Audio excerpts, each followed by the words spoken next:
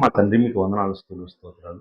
లోకంలో ఎందుకోలేని భాగ్యాన్ని తండ్రి మా జీవితాలను గ్రహించి మీ గొప్పదైన సత్యవాక్యం దగ్గర తండ్రి మమ్మల్ని తోడుకొని వచ్చి మీ వాక్యంలో మమ్మల్ని పెంచుతున్న విధానం బట్టి మీకు వందనాలు చెల్లిస్తున్నాం తండ్రి. మంచి మాటలు, ఉన్నతమైన మాటలు, మరి పరలోకం చేరే మాటలు తండ్రి మాకు వినిపించబోతుండగా మా మనసంతా తండ్రి మరి వాక్యం మీద కేంద్రీకరించడానికి కావాల్సిన శక్తిని, సామర్థ్యాన్ని మాకు అందరికీ అనుగ్రహించమని ప్రార్థిస్తున్నాం. అదేవిధంగా తండ్రి మీ పిల్లలకు తండ్రి మరి బోధించబోతుండగా ఉపకారాత్మను మాకు దయచేయమని ప్రార్థిస్తున్నాం తండ్రి. తండ్రి మీరు కేవలం మీ వాక్యాన్ని విని విడిచిపెట్టి లోకంలో కలిసిపోకుండా మీ వాక్యానుసారంగా ప్రవర్తించి మీరున్న ఉన్నతమైన శ్రేష్టమైన లోకం చేరే భాగ్యం మా అందరికీ దయచేయమని ప్రార్థిస్తూ అర్పిస్తూ సమస్త ఘనతమహమని మీకు ఆరోపిస్తూ క్రీస్తు నామములో ప్రార్థిస్తున్నాం తండ్రి. ఆమేన్. ప్రియమైన దేవుని పిల్లలారా, ఒక మంచి అంశాన్ని మనం ధ్యానిద్దాం. పరలోకం చేరేదెలా? పరలోకం చేరేదెలా? ఈరోజు మనిషి యొక్క జీవిత కాలంలో మనుషులందరూ కూడా కొన్ని గోల్స్ అన్నవి నిర్ణయించుకుంటున్నారండి. ఎవరు కూడా గోల్స్ లేకుండా ఉండడం లేదు. చిన్న పిల్లవాడిని ఎల్కేజీ, యూకేజీ చదివేటప్పుడే ఏమడుగుతున్నారంటే నువ్వు ఏమవుదాం అనుకుంటున్నావు అండి. ఒకటో తరగతి అమ్మాయిని అడుగుతారు, నువ్వు ఏమవుదాం అనుకుంటున్నావు, ఏం కావాలనుకుంటున్నావు. ఏమీ తెలియని ఆ వయసులోనే, ఎందుకంటే విన్నది కనుక ఆమె ఏం చెప్తుందంటే నేను డాక్టర్ కావాలనుకుంటున్నాను, నేను ఒక ఇంజనీర్ కావాలనుకుంటున్నాను, ఒక సాఫ్ట్వేర్ ఉద్యోగిని కావాలనుకుంటున్నాను, లేదా ఒక పొలిటీషియన్ కావాలనుకుంటున్నాను, ఒక పోలీస్ కావాలనుకుంటున్నాను, ఒక ఎస్ఐ కావాలనుకుంటున్నాను. చూడండి, కొద్దిమంది చెప్తుంటారు నేను మంచి డాన్సర్ కావాలనుకుంటున్నాను, మంచి వక్తను కావాలనుకుంటున్నాను. ఒకవేళ వాళ్ళు క్రైస్తవ్యానికి చెందిన వారైతే నేను ఒక పాస్టర్ కావాలనుకుంటున్నాను కూడా చెప్పొచ్చండి. అంటే చిన్న బిడ్డలకి మనము ఏం నేర్పిస్తున్నామంటే ఈ భూమి మీద ఒక గోల్ అన్నది నేర్పిస్తున్నాం. కానీ మనం బైబిల్ ఎందుకు పట్టుకున్నాం, దేవుణ్ణి ఎందుకు తెలుసుకుంటున్నాం, దేవుని యొక్క ఉద్దేశం ఏమి, దేవుని యొక్క ఆలోచనలు ఏమి అంటే మనం అందరం కూడా పరలోకానికి చేరాలనే ఒక ఆశ, కోరిక, తపన. ఏమండి, మనం అందరం కూడా ఉన్న ఆశ ఏమంటే మనం పరలోకానికి చేరాలి, పరలోకానికి చేరాలి. పరలోకం అన్నది చాలా గొప్ప లోకం. ఆ లోకానికి మనం చేరాలన్నది మన అందరి యొక్క తపన, కోరిక. ప్రేమైన దేవుని వల్ల మరి ఆ లోకానికి చేరాలంటే మనకి ఏం ఉండాలంటే మహాజ్ఞానం అన్నది మనం తెలుసుకొని ఉండాలి. ఊరికే చేరాలి అనుకుంటేనే చేరిపోతామా చెప్పండి? ఒక డాక్టర్ కావాలనుకుంటానండి అంటే అయిపోతామా? దానికోసం ఎంతో తపన, ఎంతో తృష్ణ, ఎంతో కోరిక కలిగి మనం ఏం చేయాలి? పట్టు వదలకుండా ప్రయత్నం అన్నది చేయాలండి. అంటే అనేక కోర్సులు, అనేక పరీక్షలు అన్నవి రాసి రాసి రాసి వాటన్నిటిలో కూడా ఏమండి మంచి ఉత్తీర్ణత, తారాస్థాయికి చేరే ఉత్తీర్ణత వస్తే అప్పుడు నువ్వు ఒక గొప్ప డాక్టర్గా ఈ భూమి మీద పిలువబడతావు. ఒక గొప్ప డాక్టర్ని ఎప్పుడు అంటారు అంటే ఉద్యోగం వచ్చిన తర్వాత గొప్ప డాక్టర్ కాదండి, ఆ తర్వాత చాలా సాధించాలి, సర్వీస్ అన్నది చాలా ఉత్తమంగా ఉంటేమంటారు అప్పుడు ఈయన గొప్ప డాక్టర్ అండి అంటారు. అలా కాకుండా డాక్టర్ అయినంత మాత్రాన నువ్వు చేయకూడని కార్యాలు ఏమైనా చేసావంటే ఒక్కసారిగా నీకేమైపోతుంది, నువ్వు అనుకుంటున్నావే గొప్ప స్థాయి అని, ఆ స్థాయి అంతా పడిపోయి ఈ లోకంలో వీడొక వెధవగా మిగిలిపోతారండి, వీడొక వేస్ట్ ఫెలో అని అంటారు. అంటే ఏదైనా జరిగే అవకాశం ఉంది, కలంకం అన్నది ఏదైనా జరిగే అవకాశం ఉందండి. ఒక టీచర్ కావచ్చు, ఒక డాక్టర్ కావచ్చు, ఒక పొలిటీషియన్ కావచ్చు, ఎవరైనా సరే పడిపోయే అవకాశం ఈ భూమి మీద ఉంది ప్రేమైన దేవుని వల్ల. కనుక మనం గొప్ప లోకం చేరాలి అంటే చాలా సంగతులు ఉన్నవి, జ్ఞాన విషయాలని మనం తెలుసుకోవాలి. ప్రేమైన దేవుని వాళ్ళారా, మరి ఒక 3 లోకాలు ఉన్నాయి సంగతి మీ అందరికీ తెలుసు. మరి మొదటి లోకం ఏదంటే, ఒక లోకం కింద నుంచి చెప్తున్నాను, పాతాళ లోకం. ఏమండి, పాతాళం అనేది ఒక లోకం ఉంది ప్రేమైన దేవుని వాళ్ళ. ఆ లోకానికి ఏమండి, పాతాళం అనేది ఒక లోకం, భూలోకం అనేది ఒక లోకం, భూలోకం. మరొక లోకం ఏది? అదే పరలోకం. మరి పాతాళ లోకం ఉందని మరి వాక్యం సెలవిస్తోందా? వాక్యం చెప్తోందా మరి పాతాళ లోకం గురించి అంటే? మరి సామెతల గ్రంథం 15వ అధ్యాయం 24లో ఒక మంచి మాట ఉంటుంది చూడండి. సామెతల గ్రంథము 15వ అధ్యాయం 24వ మాటలో, కిందనున్న పాతాళమును తప్పించుకొనవలని, చూడండి, కిందనున్న పాతాళమును తప్పించుకొనవలెనని బుద్ధిమంతుడు పరమునకు పోవు జీవమార్గమును నడుచుకొనును. అంటే పరలోకానికి చేర్చేదేమంట? జీవమార్గం. కిందనున్న పాతాళాన్ని తప్పించుకోవాలని జీవమార్గంలో నడిచేవాడు ఎవరంట? అది వాక్యం తెలిసినవాడు, బుద్ధిమంతుడు. బుద్ధి జ్ఞానంలో సర్వసంపదలు క్రీస్తునందు గుప్తములై ఉన్నవి. ఆ క్రీస్తు జ్ఞానం అన్నది నువ్వు తెలుసుకుంటే, ఆ వాక్యానుసారంగా నువ్వు జీవిస్తే, భూసంబంధమైన వాటిలో నుంచి నువ్వు బయట పడితే ఎక్కడ చేరుతావు? ఇంకో పరలోకానికి చేరుతావు. అంటే పరలోకం అన్నది చాలా గొప్ప లోకం. అది పాతాళం అనేది, పాతాళం అనేది చాలా కఠినమైన లోకం ప్రేమ దేవుని వాళ్ళు. భూలోకం అన్నది కూడా ఉంది, ఒక లోకం ఉంది. ఈ భూలోకం ఎలాంటిదో చూద్దాం. అన్ని లోకాల గురించి ఒకసారి వివరణ అన్నది ఆలోచిద్దాం ప్రేమ దేవుని వాళ్ళు. అంటే బుద్ధిమంతుడైతే పరలోకానికి చేరాలనుకుంటాడంట. అంటే లోకంలో ఎంతమంది ఉన్నారు బుద్ధిమంతులు? చాలా తక్కువ అండి. అందరూ బుద్ధిహీనులే. అందరూ బుద్ధిహీనంగా బతుకుతున్నారే తప్ప బుద్ధి కలిగి ఎవరూ బతకడం లేదు. నోరు తెరిస్తే బుద్ధిహీనమైన మాటలు, ఆలోచిస్తే బుద్ధిహీనమైన ఆలోచనలు, ప్రవర్తిస్తే బుద్ధి లేని రకంగానే ప్రవర్తిస్తాం మనుషులందరూ కూడా. బుద్ధిమంతుడు ఏం చేస్తాడంట? నేను పరలోకానికి చేరాలి, నేను పరలోకానికి చేరాలి, నేను పరలోకానికి చేరాలని చాలా జ్ఞానయుక్తంగా బతుకుతాడంట. అంటే ఒక యేసుక్రీస్తులాగా, ఒక శిష్యుల్లాగా. అంటే అలా బ్రతికేవారు ఎవరున్నారు? అలా ఆలోచించే వాళ్ళు ఎవరున్నారు? ఏమండి, మనం అందరూ బైబిల్ పట్టుకున్న వారందరూ ఏమంటున్నారంటే, మరి వాక్యం ఏమైనా సెలవిస్తుందంటే, మీరు లోకానికి వెళ్ళి సర్వజనులను క్రీస్తుకు శిష్యులుగా చేయండి.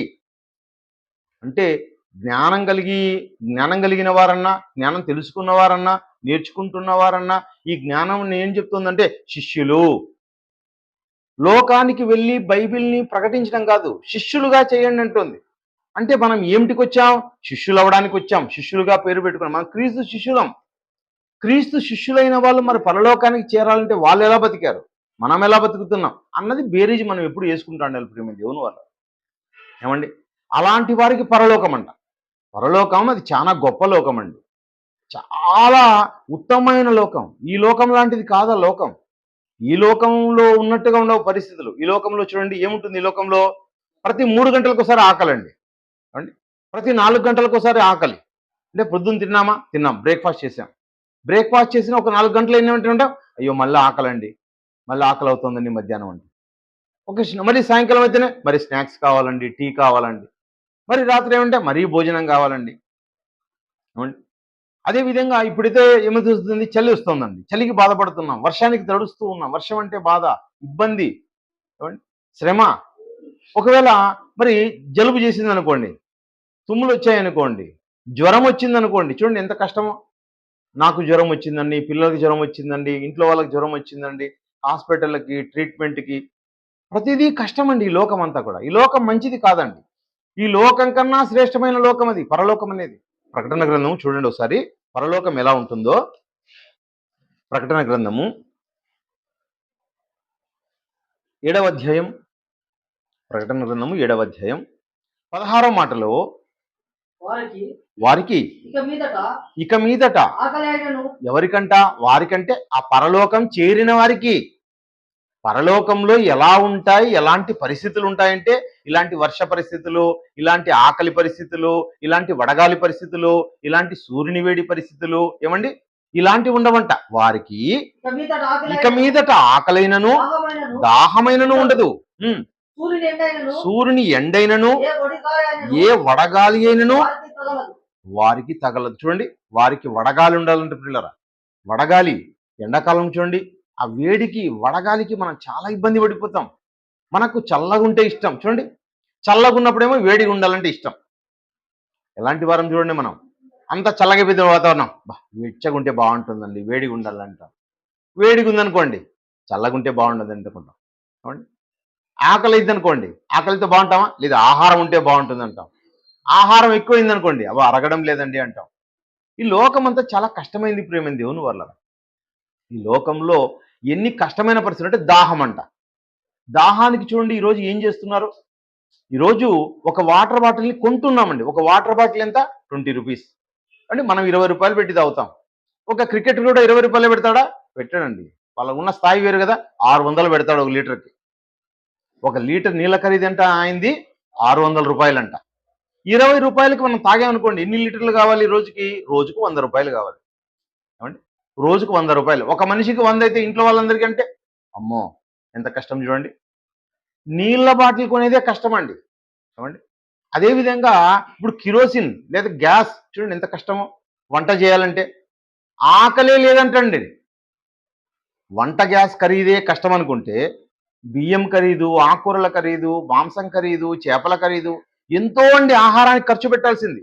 ఒక పూట ఆహారం కోసం, మంచి ఉత్తమమైన ఆహారం తినాలంటే పండ్లతో, మరి పాలు, పెరుగు, వెన్న, నెయ్యి, పండ్లు, ఈ ఆహారం శ్రేష్టమైన ఆహారం తీసుకోవాలంటే ఒక మనిషికి 1000 రూపాయలు 2000 వరకు తీసుకోవచ్చు. ఒక కుటుంబానికి 10,000 ఖర్చు పెట్టామనుకోండి ఒక రోజుకే. అది మరి సంవత్సరానికి ఎంత అవుతుంది? అమ్మో, ఇంకెంతో అది లెక్కలేనంత ఖర్చు. కానీ ఆకలి లేని లోకం అంటే ఏమండి? ఎలాంటి లోకమో చూడండి అది. ఆ లోకానికి మనం వెళ్ళాలనుకుంటామో వద్దా? ఆ లోకం మనకు కావాలండి. అదే సూర్యుడు కనపడలేదనుకోండి ఒక వారం రోజులు, అయ్యో సూర్యుడు తప్పిపోయాడండి అంటున్నారు ఈ మధ్య కాలంలో. సూర్యుడు ఏమయ్యాడంట? తప్పిపోయాడంట. వారం రోజుల నుంచి సూర్యుడు అసలు కనపడడం లేదండి ఆంధ్రప్రదేశ్లో, తప్పిపోయాడు. అక్కడ సూర్యుని వెలిగే అవసరం లేదంట పిల్లరా. ఎంత అద్భుతమైన లోకం చూడండి, ఆశ్చర్యకరమైన లోకం. ఆ లోకం మనకు కావాలి, ఆ లోకం మనకు కావాలి, ఆ తపన ఉండాలండి. కానీ బయట ఉన్న వాడికి ఈ లోకం గురించిన విషయమే తెలియదు. చూడండి, పరలోకం గురించిన వివరణ తెలుసా, విషయం తెలుసా? అస్సలు తెలియదండి. ఏమి సంపాదించుకోవాలి, ఏం తినాలి, ఎలా సుఖపడాలి అండి, ఎలా మాయమాటలు చెప్పాలి అంటే దీంట్లోనే ఆలోచిస్తుంటాడు వాడు. వాడికి అస్సలు తెలీదు. కనీసం ఇప్పుడు మనం ఇంకో లోకం ఉందండి.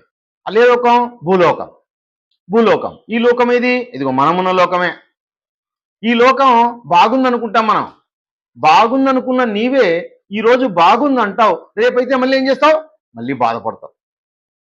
ఈరోజేమో బాగుందంటావు, ఈరోజు మనకు మార్కులు వచ్చాయనుకోండి, మనకేగిన మంచి మార్కులు వచ్చాయనుకోండి 10th క్లాస్లో, అబ్బా అబ్బా అబ్బా ఏం క్షణాలండి అవి, మధురమైన క్షణాలు, చాలా బాగున్నాయి. ఒకవేళ మన మన ర్యాంకు పేపర్కి వచ్చింది అనుకోండి, ఏమండి, పేపర్కి వచ్చింది అనుకోండి, అప్పుడు అందరికన్నా మనం చాలా ఆనందిస్తాం. అదే మరుసటి రోజు ఏమైనా జరిగింది అనుకోండి, జరగరానిది ఒక విషయం, మళ్ళీ వెంటనే బాధపడిపోతాం. ఈ లోకం ఎలాంటిదంటే బాధలు ఉంటాయి, సుఖాలు ఉంటాయి, కష్టాలు ఉంటాయి, ఆనందాలు ఉంటాయి, రెండు ఉండే లోకం అండి ఇది. అందుకని దేవుడు ఈ లోకాన్ని ఏం చెప్తున్నా అంటే ఒకసారి చూద్దాం. ప్రసంగి గ్రంథము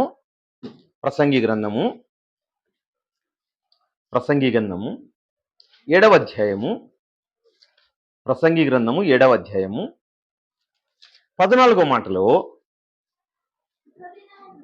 దుఃఖ దినమందు సుఖదినమునందు సుఖముగా ఉండుము, ఆపద్దినమందు యోచించుము, తాము చనిపోయిన తర్వాత నరులు తెలుసుకొనుకుండునట్లు దేవుడు సుఖ దుఃఖములను, చూడండి, దేవుడు ఏం జతపరిచాడంట? సుఖ దుఃఖాలను జతపరిచాడంటండి భూలోకంలో. ఈ భూమి మీద సుఖాన్ని పెట్టాడంట, దుఃఖాన్ని పెట్టాడంట దేవుడు. ఎందుకంటే సుఖం అంటే ఎలా ఉంటుందో నువ్వు తెలుసుకోవాలి, దుఃఖం అంటే ఎలా ఉంటుందో తెలుసుకోవాలి. అందరికీ అండి ఇది, నరులందరికీ పెట్టేశాడు దేవుడు. నరులందరికీ కూడా సుఖం అనేది తెలియాలి, దుఃఖం అనేది తెలియాలి, అది ఈ లోకంలోనే తెలియాలి. దేవుడు సుఖాన్ని అంటే ఎలా ఉంటుంది, అది ఏమంటే దుఃఖం అంటే ఎలా ఉంటుంది, దుఃఖం నాకు కలగకూడదంటే నేనేం చేయాలి, ఎప్పుడు సుఖంగా ఉండాలంటే ఏం చేయాలి, మరి గొప్ప లోకం ఉన్న ఆ లోకం సుఖం ఉంటుందంటే ఆ సుఖం కోసం నేను ఎంత త్యాగం చేయాలి, ఇదని నువ్వు తెలుసుకోవాలి ప్రేమ దేవుని వల్ల. ఏమండి, యేసుక్రీస్తుల వారు దుఃఖపడుతున్నాడు భూమి మీద అంటే ఆయన ఎందుకు దుఃఖపడుతున్నాడు ఏమండి? ఆ తర్వాత ఉన్న లోకం ఆయనకు తెలుసు ప్రేమైన దేవుని వాళ్ళరా. ఈ లోకం తర్వాత ఉండే లోకం గురించి వాళ్ళకి తెలుసు కాబట్టే వాళ్ళు ఈడ కష్టపడ్డారు.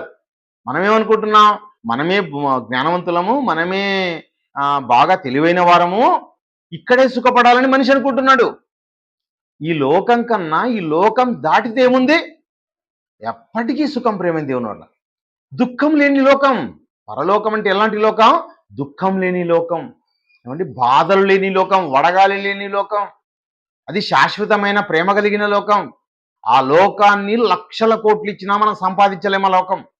అలాంటి లోకాన్ని మీ టార్గెట్లో ఉండాలి, ప్రతి మనిషి టార్గెట్లో ఉండాలి ఆ లోకం. ఆ లోకాన్ని చేరాలి అంటే, ఆ లోకాన్ని కొట్టాలి అంటే, ఏమండి, భూమి మీద ఒక డాక్టర్ పోస్ట్ కొట్టాలంటే, ఒక కలెక్టర్ పోస్ట్ కొట్టాలంటే, ఒక సీఎం పోస్టో ఒక పిఎం పోస్ట్ కొట్టాలంటే నువ్వు ఎంత కష్టపడాలనుకుంటావో దానికి అనేక వందల రెట్లు ఎక్కువ కష్టపడ్డాని నువ్వు మానసికంగా శారీరక సిద్ధపడాలి.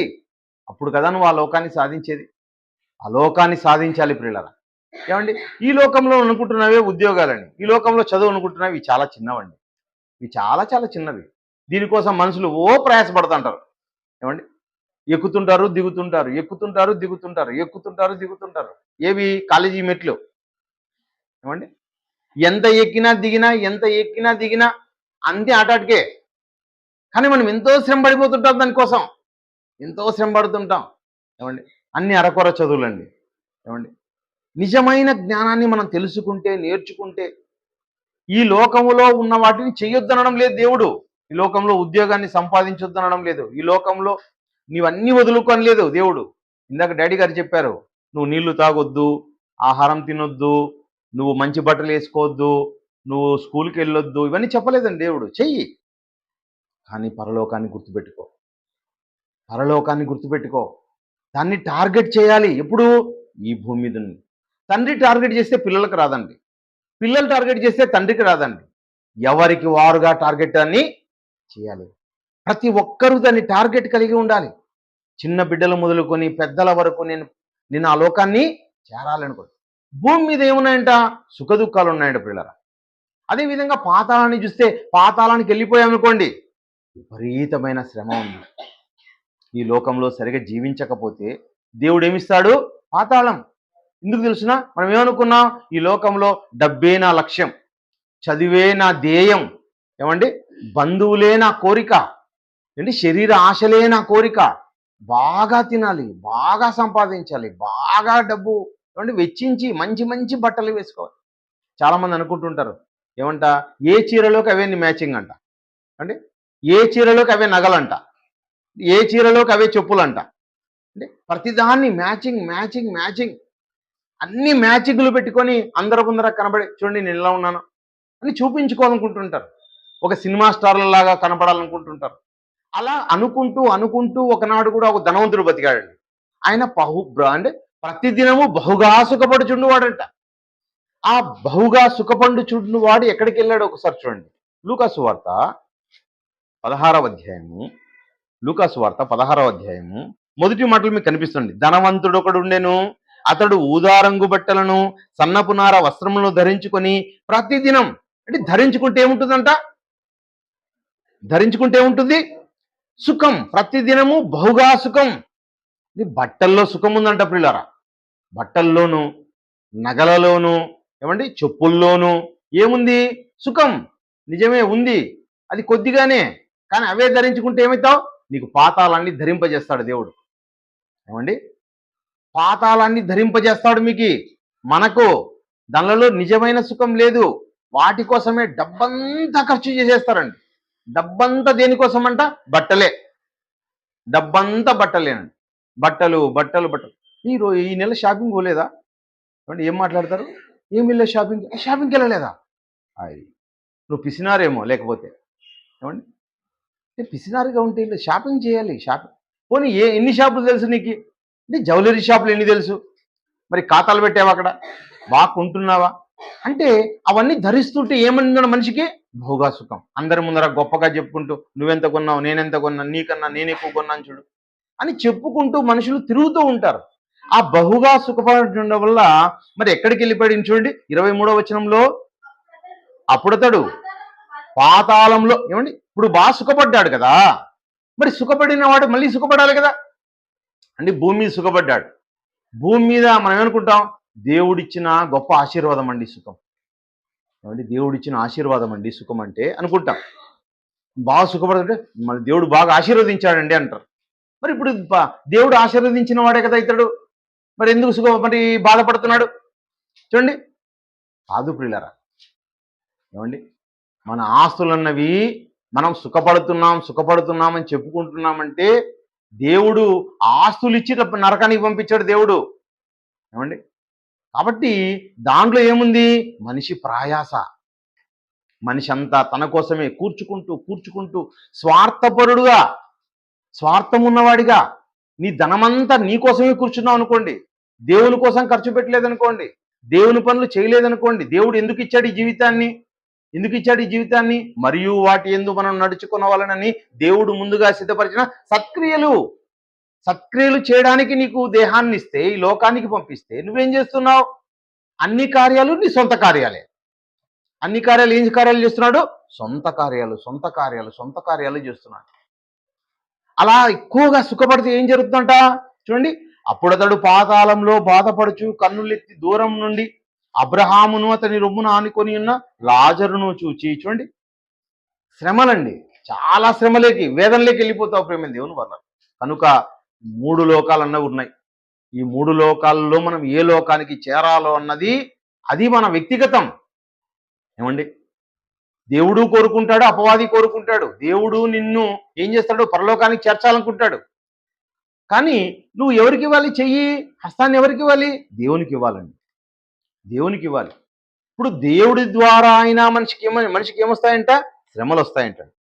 కాబట్టి ప్రేమైన దేవుని వాళ్ళరా, సుఖ దుఃఖాలను దేవుడు ఏం చేశాడు? ఒక చక్రాల్లాగా పెట్టాడు.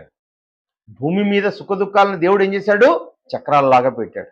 ఒక బండికి 2 చక్రాలు ఉంటాయి.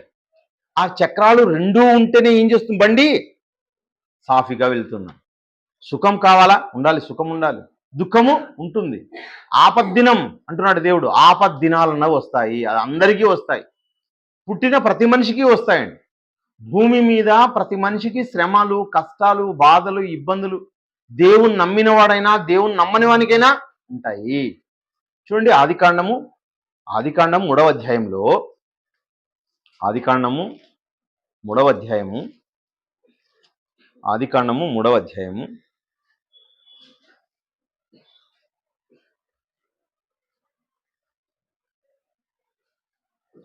17వ వచనం చూడండి.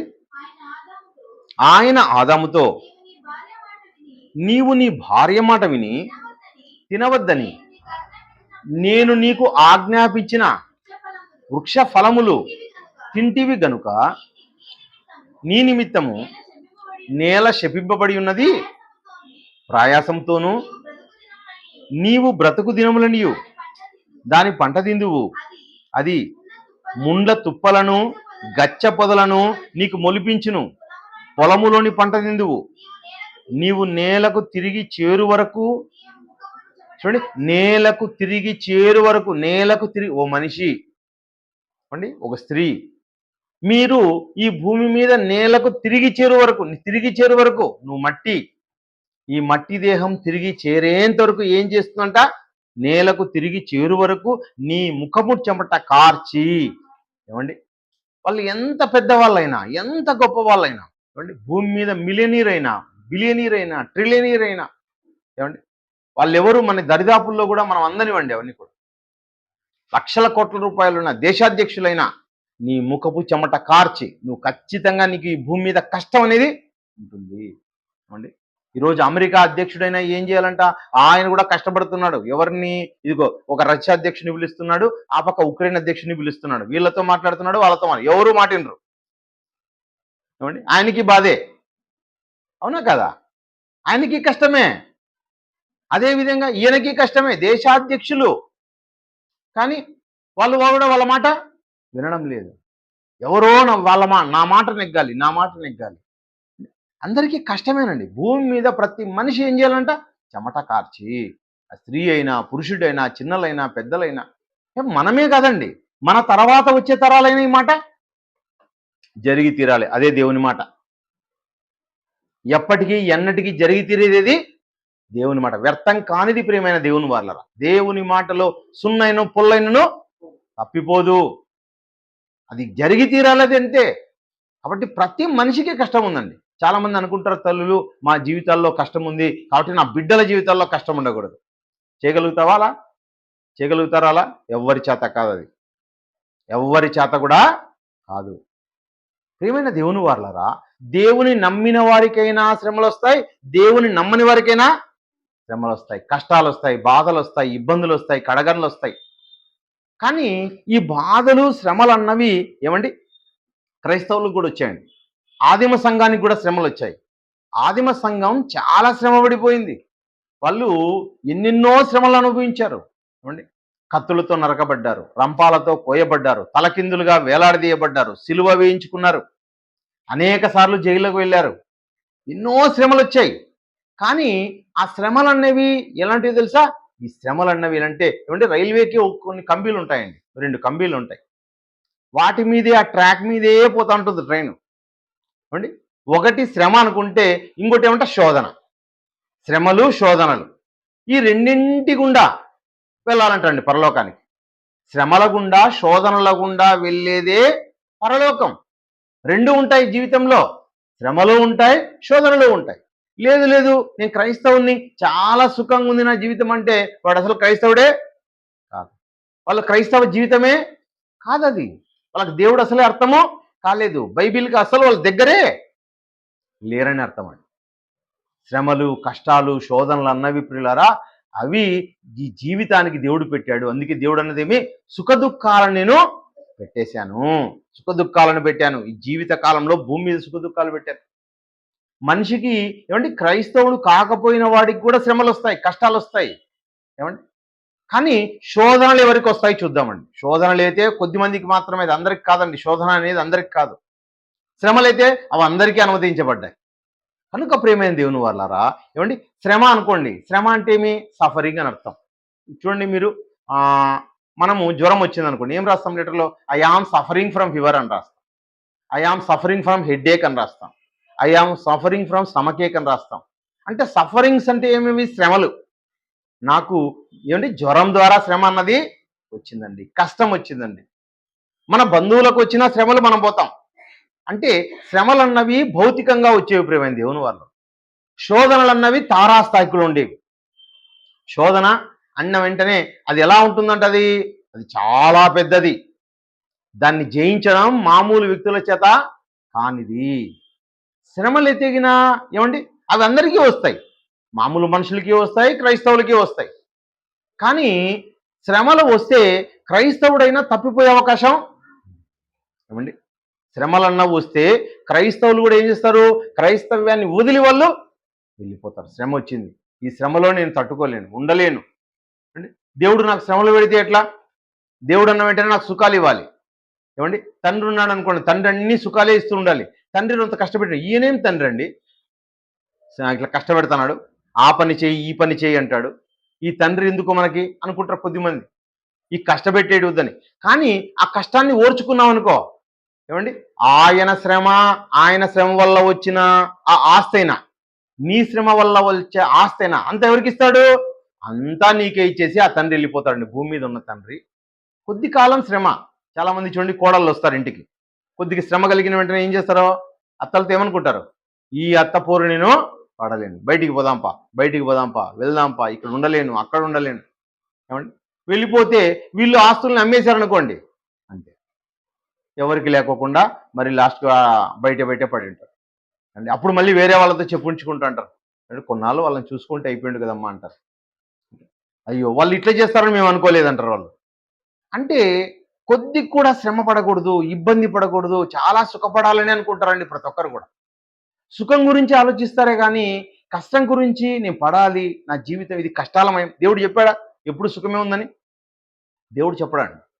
భూమి మీద ఉన్న మనుషులు చెప్తారు. అంటే మనుషుల మాటలే వింటారు. మనుషులు ఎవరి మాటలు వింటారు? మనుషుల మాటనే వింటారే కానీ దేవుని మాటలు అసలు పట్టించుకోరండి, వినరండి. ఏమండి, స్కూల్కి పోతున్నావు, 1వ తరగతి నుంచి నీకు సుఖమే ఉందా? మరి బడికి పోయిన తర్వాత అమ్మ కష్టపడుతున్నాడు, అవును బడిలో కష్టం ఉంటుంది, మా సార్ కొట్టినాడంటే ఏమంటాం మనం? కొట్టినాడా అయితే సార్నే కొడదాంపా అంటారా? ఏమండి, బడిలో చూడండి ఏమంటారు? సార్ కొట్టినాడా, మంచిదేలే, మనకి మంచిదే, నువ్వు తప్పు చేసింటావు అందుకే కొట్టింటాడు అని పిలిచికొస్తారు తల్లిని. అదే వేరే వాళ్ళ విషయంలో మా అత్త కొట్టింది, లేకపోతే అత్త అరిచింది, మామ అరిచాడంటే ఏమంటాం? అయితే వాళ్ళ మీదకే పోదాంపా అంటాం. అవునా కదా? చూడండి ఎలా ఉందో చూడండి. కనుక ప్రియమైన దేవుని వారలారా, ఎప్పుడూ కూడా మనల్ని అందరూ మెచ్చుకోవాలనే కాదు, మనల్ని అరిచేవాళ్ళు, ఇబ్బంది పెట్టేవాళ్ళు, ఇబ్బంది పెట్టినా అవన్నీ మన మంచి కోసమే. ఎదుటి వారిని గెలుచుకుండేటట్లు నీ ప్రవర్తన ఉండాలండి.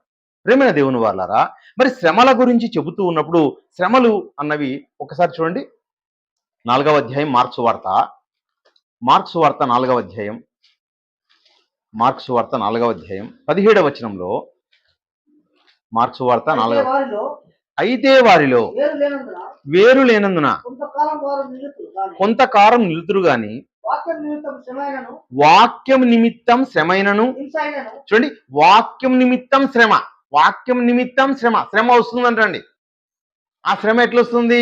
వాక్యం నిమిత్తం వస్తుంది. అంటే వారిలో ఏం లేదంట? వేరు లేదంట. మొలిచేకైతే మొలిచినారు, వాక్యం విన్నారు, ఆనందించినారు, చాలా బాగుంది అనుకున్నారు.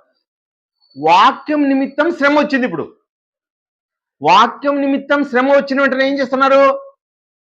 శ్రమ వచ్చిన వెంటనే వాక్యం విని సంతోషంగా అంగీకరించుదురు, అయితే వారిలో వేరు లేనందున కొంతకాలం వాళ్ళు నిలుస్తారు గాని వాక్యం నిమిత్తం శ్రమ హింస కలిగించనే అభ్యంతరపడుదురు.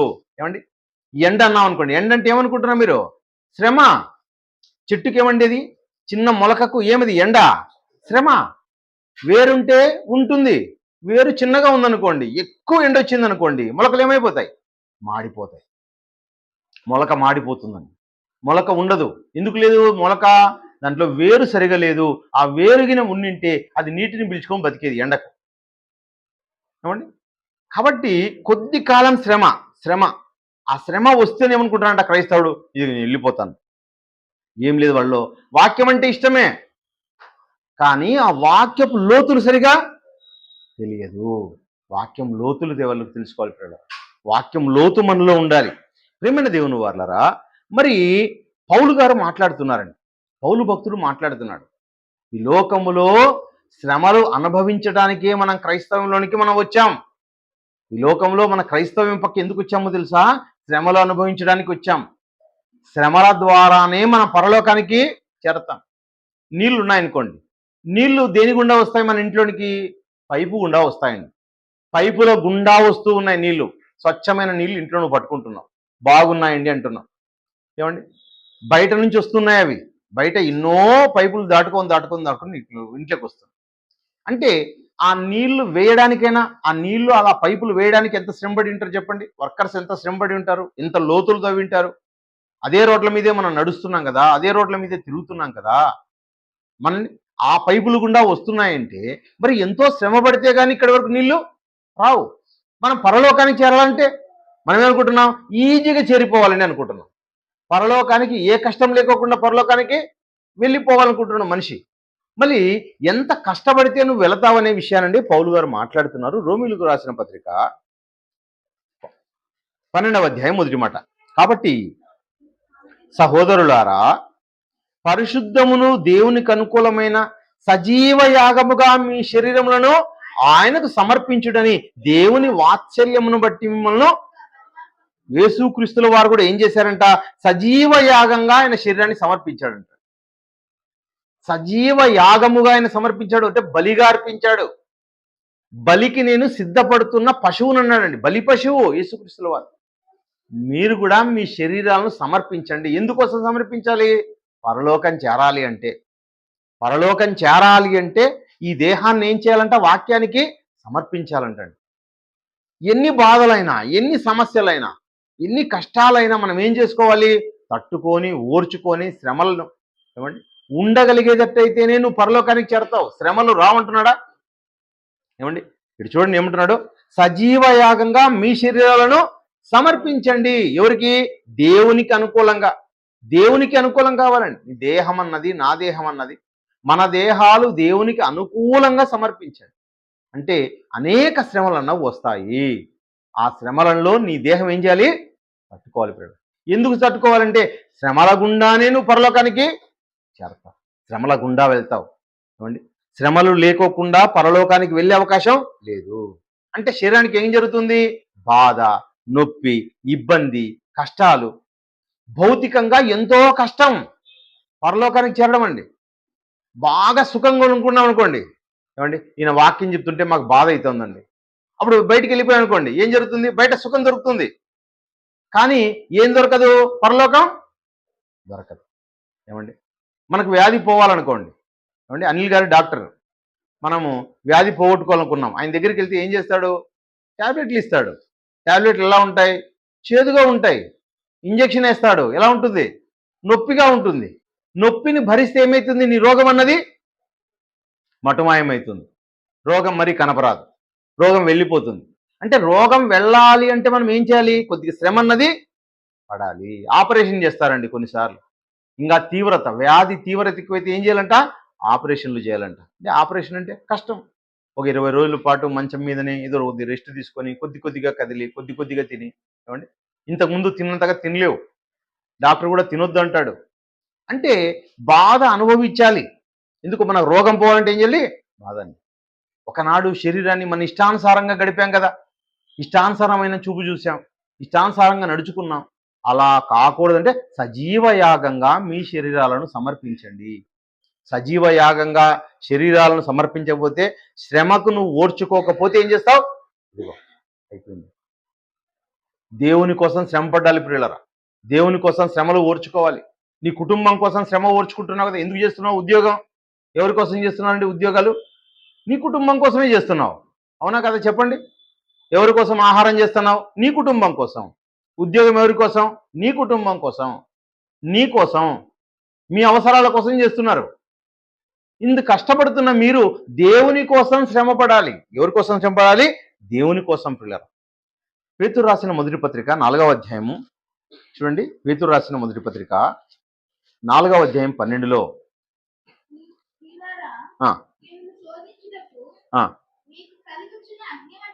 చూడండి, అగ్ని వంటి మహాశ్రమ. చాలండి. శ్రమలు కూడా ఎలా వస్తున్నాయంట? అగ్ని వంటి మహాశ్రమలు. మామూలు శ్రమలు కూడా కాదంటండి. దేవుని పక్షాన చేస్తే శ్రమ. ఇది కుటుంబం కోసం శ్రమ, నీ కోసం శ్రమ, లేకపోతే మనుషుల కోసం శ్రమ. దాంట్లో నుంచి దేవుని పక్షాన వచ్చావా, నీకు వచ్చే శ్రమలు ఎలా ఉంటాయంట? అగ్ని వంటి మహాశ్రమలు. ఇంకా చాలా కష్టాలు లేకొస్తాయంటాడు. చాలా చాలా చాలా చాలా కష్టాలు అన్నవి వస్తాయి. ఆ శ్రమలను నువ్వేం చేయాలి? తట్టుకోవాలి పిల్లలు. ఏమండి? క్రైస్తవుడు అయితే ఏమనుభవించాలంట? బాధలు అనుభవించాలంటండి. కింద మాటలో ఉంటుంది 16లో, ఎవడైనను క్రైస్తవుడు అయినందుకు బాధ అనుభవించినడలా అతడు సిగ్గుపడక ఆ పేరును బట్టి దేవుని మహింపరచాలి. దేవుని సంతోషించాలండి. క్రైస్తవుడు నేను అని చెప్పుకోవడానికి చాలా మంది అయ్యో క్రైస్తవుడా అంటారు. క్రైస్తవుడు చూడండి అంటే క్రీస్తును ధరించుకున్నవాడు నేను అని చెప్పడం క్రైస్తవుడు అంటే. మీరు ఎవరంటే? మేము క్రైస్తవులం అండి. క్రైస్తవుడు అంటే ఎవరు? క్రీస్తును ధరించుకున్నవాడు. క్రీస్తును ధరించుకున్నవాడు అంటే చాలా వాక్య పరిజ్ఞానాన్ని కలిగి ఉన్నవాడు, లోకం నుంచి వేరు చేయబడినవాడు. ఏమండి?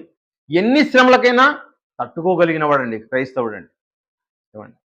సుఖాలు కోరుకునేవాడు కాదని అర్థం అండి. క్రైస్తవుడు అంటే అర్థం ఏమంటే, క్రీస్తు ఈ లోకంలో ఏ సుఖాలు కోరుకోలేదు పిల్లరా. నక్కలకు బొరియలు ఉన్నాయి, ఆకాశ పక్షులకు గూళ్ళు ఉన్నాయి. మనిషి కుమారునికి తలవాల్చి అంటే ఆయన నిద్రపోవడానికి కూడా, నేను నిద్రపోవాలి, పొద్దున్న నిద్రపోవాలి. చూడండి ఎలా నిద్రపోతారు? సెలవు వచ్చింది అనుకోండి, పొద్దున్న నిద్ర, మళ్ళీ పడక, మళ్ళీ మధ్యాహ్నం ఒక నిద్ర, సాయంకాలం ఒక నిద్ర, మళ్ళీ రాత్రంతా నిద్ర. కానీ క్రీస్తుకి ఏ నిద్ర లేదు ఆయనకి. ఏమండి? ఆయనకు సుఖపడ్డానికి, నిద్రపోవడానికి కూడా లేదంటండి. ఆయనకు స్థలమే లేదంట. తలవాల్చుటకు స్థలమే ఈ భూమి మీద లేదన్నాడు. ఆయన చాలా శ్రమ పడ్డాడు. మహాశ్రమ పడిన వాడు యేసుక్రీస్తుల వారు అన్న వెంటనే, ప్రేమైన దేవుని వారలారా, అంటే శ్రమలకు ఏం చేశాడైనా? ఓర్చుకున్నాడు. కానీ వాక్యం నిమిత్తం చిన్న శ్రమ వస్తేనే, పేరుకేమో క్రైస్తవుడు అనుకుంటాడు, విశ్వాసం అని చెప్పుకుంటాడు, కానీ చిన్న శ్రమ వస్తే చాలంట వాడు బయటికి వెళ్ళిపోతాడు. అంటే ఆ చెట్టు ఏమైపోయింది? చిన్న మొలక ఏమైపోయింది? అది మాడిపోయింది. అగ్ని వంటి చిన్న శ్రమ పెట్టాడు. శ్రమ వచ్చిన వెంటనే ఆ చెట్టు మాడిపోయి అక్కడి నుంచి కనబడుకోకుండా వెళ్ళిపోయింది. అంటే శ్రమలు అన్నవి ఖచ్చితంగా వస్తాయి పిల్లరా. కనుక ఈ శ్రమలు మనం ఏం చేయాలంట?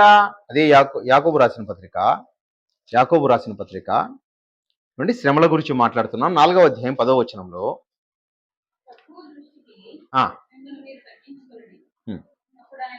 10వ వచనంలో 5:10 చదవండి. 5:10 చదవండి. నా సహోదరులారా, ప్రభువు నామమున బోధించిన ప్రవక్తలను శ్రమానుభవమునకు ఓపికకు మాదిరిగా. చూడండి, శ్రమానుభవం. వాళ్ళందరూ శ్రమల గుండానే వచ్చారు. ఒక యోబు గారికి శ్రమలు వచ్చాయి, ఒక అబ్రహాంకు శ్రమలు వచ్చాయి, ప్రతి ఒక్కరికి శ్రమలు వచ్చాయి. ఒక యెహెజ్కేలుకైనా, ప్రవక్తలకైనా, ఏమండి, యోనా గారికైనా, ప్రతి ఒక్కరికి ఏమొచ్చాయి? శ్రమలు. శ్రమల గుండా వచ్చారు వాళ్ళు. శ్రమ లేకుండా ఏ వ్యక్తి వెళ్ళడానికి లేదండి. భూమి మీద ఉన్న క్రీస్తును ధరించని వారికి, క్రైస్తవ్యం తెలియని వారికి కూడా ఏమొస్తాయి? శ్రమలు. వాళ్ళకు కూడా వస్తాయి శ్రమలు. అందరికీ వస్తాయి శ్రమలు. అలాగే క్రైస్తవులకి ఇంకా కొద్దిగా శ్రమలు ఎక్కువగా వస్తాయి. పాళ్ళు ఎక్కువ ఉంటాయి ఇంకా వీళ్ళకి వచ్చే శ్రమలు. అలాంటి శ్రమానుభవమునకు ఏమండి ఓపికకు బయట వాళ్ళు శ్రమలు వచ్చిన వెంటనే ఎదుటి వాళ్ళ మీద దాడి చేసి వాళ్ళు ఏం చేస్తారు, వాళ్ళని వీళ్ళని తప్పులు బట్టి ఏం చేస్తారంటే అందరికీ దూరం అవుతూ ఉంటారు. కానీ మనకు శ్రమ వస్తే ఏం చేయాలంట, ఓపిక కలిగి ఉండాలంట. ఓపిక కలిగి ఉండాలి. యేసుక్రీస్తుల వారికి తన శిష్యుని ద్వారానే శ్రమ వస్తుందని యేసుక్రీస్తుకు కూడా తెలుసు. తెలిసినా ఏం చేశాడు ఆయన, మహా ఓపిక చూపించాడు. ఏమండి, ఎంత ఓపిక కలిగి ఉన్నాడని. తన శిష్యుడే తనను అమ్మేస్తాడన్న విషయం యేసుక్రీస్తుల వారికి తెలుసా తెలీదా? తెలుసండి. ఏమండి, తన ప్రాణాన్ని అమ్మేస్తున్నాడని తెలుసు. కానీ ఆయన ఏం చేశాడు, ఇదిగో వచ్చింది దానికోసమే కదా, మధ్యలో వీడు వస్తున్నాడు ఊరికే అని చెప్పి ఆయన ఏం చేశాడు, ఓర్చుకున్నాడని. అది వాడి చేత కాదు, వాళ్ళ చేత కూడా కాదు. యేసుక్రీస్తుల వారు కోరుకున్నారంటే అంటే తండ్రి అయిన దేవుడు ఇష్టపడ్డాడు కనుక యేసుక్రీస్తుల వారు కూడా అది శిలువ త్యాగానికి ఒప్పుకున్నారండి. ఇది దేవుని ఇష్టం అండి. ముల్లోకాలు కలిగించిన వారిలో ఉన్నవాడండి ఆయన. ఆయన్ను భూమి మీద మరి నరమాత్రునికి శిక్షించే అవకాశం ఉంటుందా? ఎవరికీ లేదు. కానీ మహా ఓపిక చూపించారు ప్రియమైన దేవుని వాళ్ళు. అలా ఓపిక చూపించి శ్రమలను ఏం చేశారు, సహించారు. ఆదిమ సంఘానికైనా క్రైస్తవులకైనా శ్రమలు ఉంటాయి, క్రైస్తవేతరులకు కూడా శ్రమలు వస్తాయి. కానీ క్రైస్తవేతరులు శ్రమలు వస్తే స్పందించే రీతి వేరు, క్రైస్తవులు స్పందించే రీతి వేరు. అలా ఉండాలి. శ్రమలను ఓర్చుకోవాలి. ఏమండి, కష్టాలు, శ్రమలు, బాధలు, ఇబ్బందులు, నష్టాలు ఇవన్నీ కూడా ఏమంటే ఇవన్నీ కూడా ఎలాంటివి తెలుసా, ఇవన్నీ శ్రమలు. ఈ శ్రమలను మనం ఓర్చుకోవాలి. శోధనలు దాని టాప్ రేంజ్ అండి. ఏమండి, ఈ దేని గుండా వెళ్తామంట మనం పరలోకానికి చేరేది, శ్రమల గుండా, ఆ తర్వాత శోధనల గుండా. శ్రమలు శోధనల గుండా పరలోకానికి చేరాలి. శ్రమలు అన్నవి చాలా కష్టమని తెలుసుకున్నాం. శోధనలు అన్నవి చాలా టాప్ రేంజ్ ప్రేమైన దేవుని వారిలో. దీంట్లో నుంచి ఎవరైనా పడిపోయే అవకాశం ఉంది. ఏమండి, భూమి మీద శోధించేవాడు దేవుడైనా శోధిస్తాడు, అపవాదైనా శోధిస్తాడు. కానీ శోధనలకు మరి తట్టుకోగలిగిన కెపాసిటీ మనకుందా? ఏమండి, శోధనలకు తట్టుకునే కెపాసిటీ ఎవరికి ఉందో ఒకసారి ఆలోచిద్దాం ప్రేమ దేవుని వల్ల. మరి శ్రమల గురించి ఇంకొకసారి ఆలోచిద్దాం. ఇంకొకసారి ఆలోచిద్దాం. శ్రమల విషయంలో మరి కొన్ని సందర్భాలు చూద్దామండి. ఒక 2 సందర్భాలు మీకు చూపిస్తాను.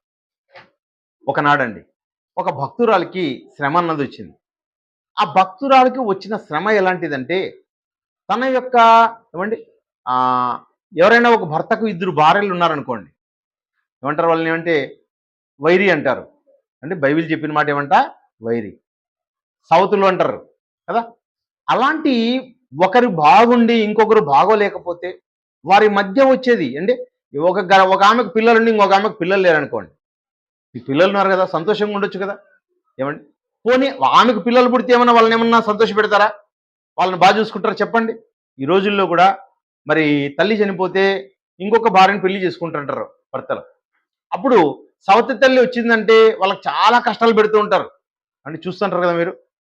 వాళ్ళ పిల్లల్ని అయితే ఒకలా చూసుకుంటారు, ఇంకో పిల్లల్ని ఏం చేస్తారు, వాడి దగ్గరికి వచ్చాడు అనుకో, ఏమండి చపాతీలో అట్లకాడ చేస్తుంటే అట్లకాడని కాల్చి మరి వాతలు పెడుతూ ఉంటారు.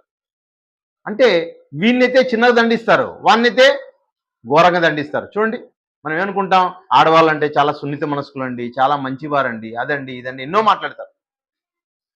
కానీ ఒకరిని ఒక రకమైన ప్రేమ, ఇంకొకరిని ఇంకొక రకమైన ప్రేమ చూస్తుంటారు. అందుకే అంటుంటారు సవతి తల్లి ప్రేమ అదని. ఏమండి, మరి ప్రేమ అన్న దాంట్లో కూడా స్త్రీలు రకరకాలుగా చూపిస్తారంట. స్త్రీలు కూడా ఎలా చూపిస్తారంట, ఎంతో బాధ పెడతారంట. అత్తలతో బాధలు. ఏమండి, ఇలా 2 భార్యలు ఉంటే ఒకరినొకరు బాధ పెట్టుకునే వాళ్ళు ఎలా బాధ పెడతారంటే చూపు ద్వారా కూడా బాధ పెడతారండి. అండి, ఇంకా ఏం చేస్తారు, కొట్టాల్సిన పని లేదు, తిట్టాల్సిన పని లేదు. ఏమండి, చిన్న చిన్న చూపు ద్వారానో, ప్రవర్తన ద్వారానో, కఠినమైన మాటల ద్వారానో అవతల వాళ్ళని ఏం చేస్తారు, చంపినంత పని చేస్తారు. ఏమండి, గొడ్డలతో చేయాల్సిన పనిలే, బల్లెంతో దాడి చేయాల్సిన పనిలే, మాటతోనే దానికంటే ఇంకా బలంగా దాడి చేయగలిగిన పరిస్థితి ప్రియులరా అలాంటివి ఉంటాయి అందరికి కూడా. ఏమండి, మరి ఒక భార్య గురించి చూద్దాం. సమూయేలు మొదటి గ్రంథము మొదటి అధ్యాయము 6వ మాట చూడండి. ఇక్కడ ఒక భర్త కనిపిస్తున్నాడు, ఆయన పేరు ఎల్కానా. ఆయనకు 2 భార్యలు ఉన్నారండి. ఒకరు హన్నా, ఇంకొకరు పెనిన్నా. Hannah, Peninnah. పెనిన్నాకు పిల్లలు ఉన్నారు, హన్నాకు పిల్లలు లేరు. హన్నాకు పిల్లలు లేకపోయేసరికి ఆ పెనిన్న ఏం చేస్తుందంట? శ్రమ పెడుతోందంటండి. 6వ వచనం, యెహోవా ఆమెకు సంతు లేకుండా చేసి ఉన్న హేతువును బట్టి ఆమె వైరియగు పెనిన్న ఆమెను విసిగించుటకై ఆమెకు కోపము పుట్టించుచు వచ్చిన, కోపం పుట్టిస్తుందంటండి. ఏమండి, ఆమెకు పిల్లలు లేరు, మేలు కదా, ఆస్తంతా ఎవరికి? నీ బిడ్డలకే, హ్యాపీగా ఉండొచ్చు. కానీ ఎప్పుడు పక్క వాళ్ళని చెనుక్కుండే మనస్తత్వం అండి. ఏమండి, పక్క వాళ్ళని ఏం చేస్తారు ఆడవాళ్ళు? ఏదో వీళ్ళు గొప్ప అయినట్లా ఆ పక్క వాళ్ళని ఏదో ఇబ్బంది పెట్టాలండి. ప్రశాంతంగా వాళ్ళకు ఉన్న దాంట్లో వాళ్ళు ఉండరండి. ఏమండి, ఎవరైనా వచ్చారనుకోండి, మన పని మనం చేద్దాం అనుకుంటారా? ఆ పక్క వాళ్ళు మాకు పని చేసి లేదు, వాళ్ళని ఇబ్బంది పెడతా ఉండడం, వాళ్ళు చేయలేదు, వాళ్ళు లేకపోయినా మనమైతే పని చేసుకుంటారు మళ్ళీ. అవునా కదా చెప్పండి? ఇంట్లో ఒకరు వచ్చారనుకోండి, నీ బట్టలు నువ్వే ఉతుక్కుంటావు, నీ వంట నువ్వే చేసుకుంటావు. కానీ ఎవరైనా ఉన్నారంటే ఇది నా పని అనుకుంటారా? వాళ్ళు ఏదో సహాయం చేయలేదండి, పోనీ వాళ్ళతో చెప్పి చేయించుకుంటారా? అట్లా చెప్పరు. ఏమండి, లేకపోతే వాళ్ళు చేస్తే ఆ పని నాకు నచ్చలేదని అంటూ ఉంటారు. ఏదో ఒకదానికండి, ప్రతి చిన్న చిన్న విషయాలకు కూడా ఆడవాళ్ళు ఏం చేస్తుంటారు? విసిగించుకుంటూ, కోపపడుతూ, ఆ పక్కల్లో కోపం పుట్టిస్తూ. దేవుని మనసు లేకపోవడం వల్ల విపరీతమైన సమస్యలు ప్రేమైన దేవుని వల్ల. దేవుని మనసు కలిగి ఉంటే నీకు సమస్య ఉండదు. అదే చేస్తుంది ఆమె. చూడండి, ఆమెకు కోపం పుట్టించుచు వచ్చెను కనుక ఆమె భోజనం చెయ్యక ఏడ్చుచు. అంటే చాలా మంది అత్తలు ఉంటారండి. అత్త ఏదోటి ఆ మాట నిందనుకోండి, కోడలు ఏం చేస్తుంది? భోజనం చేసేటప్పుడైనా తిడతారు, అంతే. వెంటనే కోడల భోజనం విడిచిపెట్టి మళ్ళీ ఏడుస్తూ ఉంటారు. అంటే ఇద్దరి మధ్య సఖ్యత లేకపోవడం, లేకపోతే ఏదైనా తట్టుకునే మనసు వీళ్ళకి కూడా లేకపోవడం. ఏమండి, ఆ పక్క వాళ్ళని గెలుచుకునేంత మైండ్ సెట్ అనేది వీళ్ళు కూడా లేకుండా పోవడం, వీక్ ఉండడం, చిన్న వయసు ఉండడం. ఏమండి, అజ్ఞానంగా ఉండడం. జ్ఞానం కలిగి ఉంటే మనం గొప్పగా కనపడతామండి. సమస్యలు అన్నది మనకు వచ్చినాయని కాదు, గత కాలంలో ఎంతో మందికి ఆల్రెడీ వచ్చి ఫేస్ చేసినవి, ఇవన్నీ కొత్తవేం కాదు ఇవన్నీ. ఏమండి, ఈ సమస్యలు కొత్తవా? నువ్వు పుట్టిన తర్వాత నీకు మాత్రమే వచ్చాయా? కాదే. ఒక మొక్క ఎదగాలంటే, ఒక మొక్క బయటికి రావాలంటే ఎన్ని శ్రమలు అనుభవిస్తే వస్తుంది మొక్క చెప్పండి? చిన్న మొక్క బయటికి ఎదిగి పెరిగి పెద్దగై 5 ఏళ్ల తర్వాత ఫలాలు ఇవ్వాలంటే ఎంత శ్రమపడి ఉంటుంది మొక్క? విత్తనం ఎంత శ్రమపడి ఉంటుంది? ఎన్నో శ్రమలకు తట్టుకొని వచ్చింటేనే నీకేమిచ్చింది? అది పండిచ్చింది. ఎండనక, వాననక, గాలనక బయటే ఉండి ఉండి ఏమండి, 24 గంటలు చెట్టు బయట ఉండాలా, ఇంట్లో వస్తుంది ఎక్కడన్నా? ఒకే చోటే ఉండాలి. ఎన్ని శ్రమలండి! ఏదో మనకే కష్టాలు వచ్చినట్టుగా మనం ఏం చేస్తాం? ఫీల్ అయిపోతారండి, ఎక్కువ ఫీల్ అయిపోతారు. ఈమె కూడా శ్రమపడింది. ఆ శ్రమలు ఎంత వచ్చాయని చెప్తోంది ఈమె. 11వ వచనం చూడండి. 11వ వచనం, దేవుని దగ్గరికి వచ్చి ప్రార్థిస్తోందండి. సైన్యములకు అధిపతియగు యెహోవా, నీ సేవకురాలైన నాకు కలిగి ఉన్న శ్రమను చూచి. చూడండి, కలిగి ఉన్న శ్రమ అంటే ఏదో ఆహారం చేయడానికో శ్రమ రాలేదు, పాత్రలు తోమడానికో, వంటలు చేయడానికో, ఏమండి, బట్టల కోసమో దీనిలకో బాధపడలేదండి. ఆమె గర్భవతి కాలేకపోతోంది, ఈమెకు పిల్లలు పుట్టడం లేదు, ఈమె ఎలా ఉంది? గొడ్రాలుగా ఉందన్న దాన్ని బట్టి ఆమె శ్రమ పడుతుంది. ఏమండి, చూడండి ఇద్దరి మధ్య ఎలా ఉందో. ఆమెకు పిల్లలు ఉన్నారు, పిల్లలు లేని ఆమెను ఏం చేస్తుంది? కోపం పుట్టిస్తోంది, ఎగతాళి చేస్తోంది, హేళన చేస్తోంది, ఆమెకు శ్రమ పుట్టిస్తోంది. మాటతోనూ, చూపుతోనూ, పనితోనూ అల్లరి చేస్తోంది అనమాట. దాన్ని బట్టి ఎవరికి వచ్చింది? హన్నాకు శ్రమ వచ్చిందండి. హన్నాకు వచ్చిన శ్రమ. ఏమండి, ఇది ఒక రకమైన శ్రమ ప్రేమైన దేవుని వల్ల. కుటుంబాలలో కలిగే శ్రమ. ఈ కుటుంబాలలో కలిగే శ్రమలను క్రైస్తవులు ఈజీగా డీల్ చేయాలి. ఎందుకు? నువ్వేం తెలుసుకున్నావు? క్రీస్తు అనుభవించిన శ్రమలను తెలుసుకున్నావు. నువ్వు క్రీస్తు అనుభవించిన శ్రమల మీద ఈ అన్నం చేయడాలు, పాత్రలు తోముకోవడాలు, వంటలు చేయడాలు, ఇవన్నీ అసలు పనులే కాదండి. ఇవి చాలా చిన్నవనే విషయాన్ని గుర్తుంచుకొని, ఏమండి, 1 గంట ముందుగానో, ఏమండి, అందరూ లేకముందునో ఏదో విధం చేత ఏం చేయాలి? అందరూ పడుకున్న తర్వాత ఏదో చేసేసి టక్కని చేసే పని చేసేయాలండి. మనం అందరం కూడా చేయాలి. ఏమండి, ఎవరో ఒకరేని కాదు, కానీ ఎవరైనా సరే ఈ పనుల్లో నుంచి బయటికి రావాలి. ప్రియమైన దేవుని వారలారా, ఇంకొక రకమైన శ్రమ చూద్దామండి. నెహెమ్యా గ్రంథము 8వ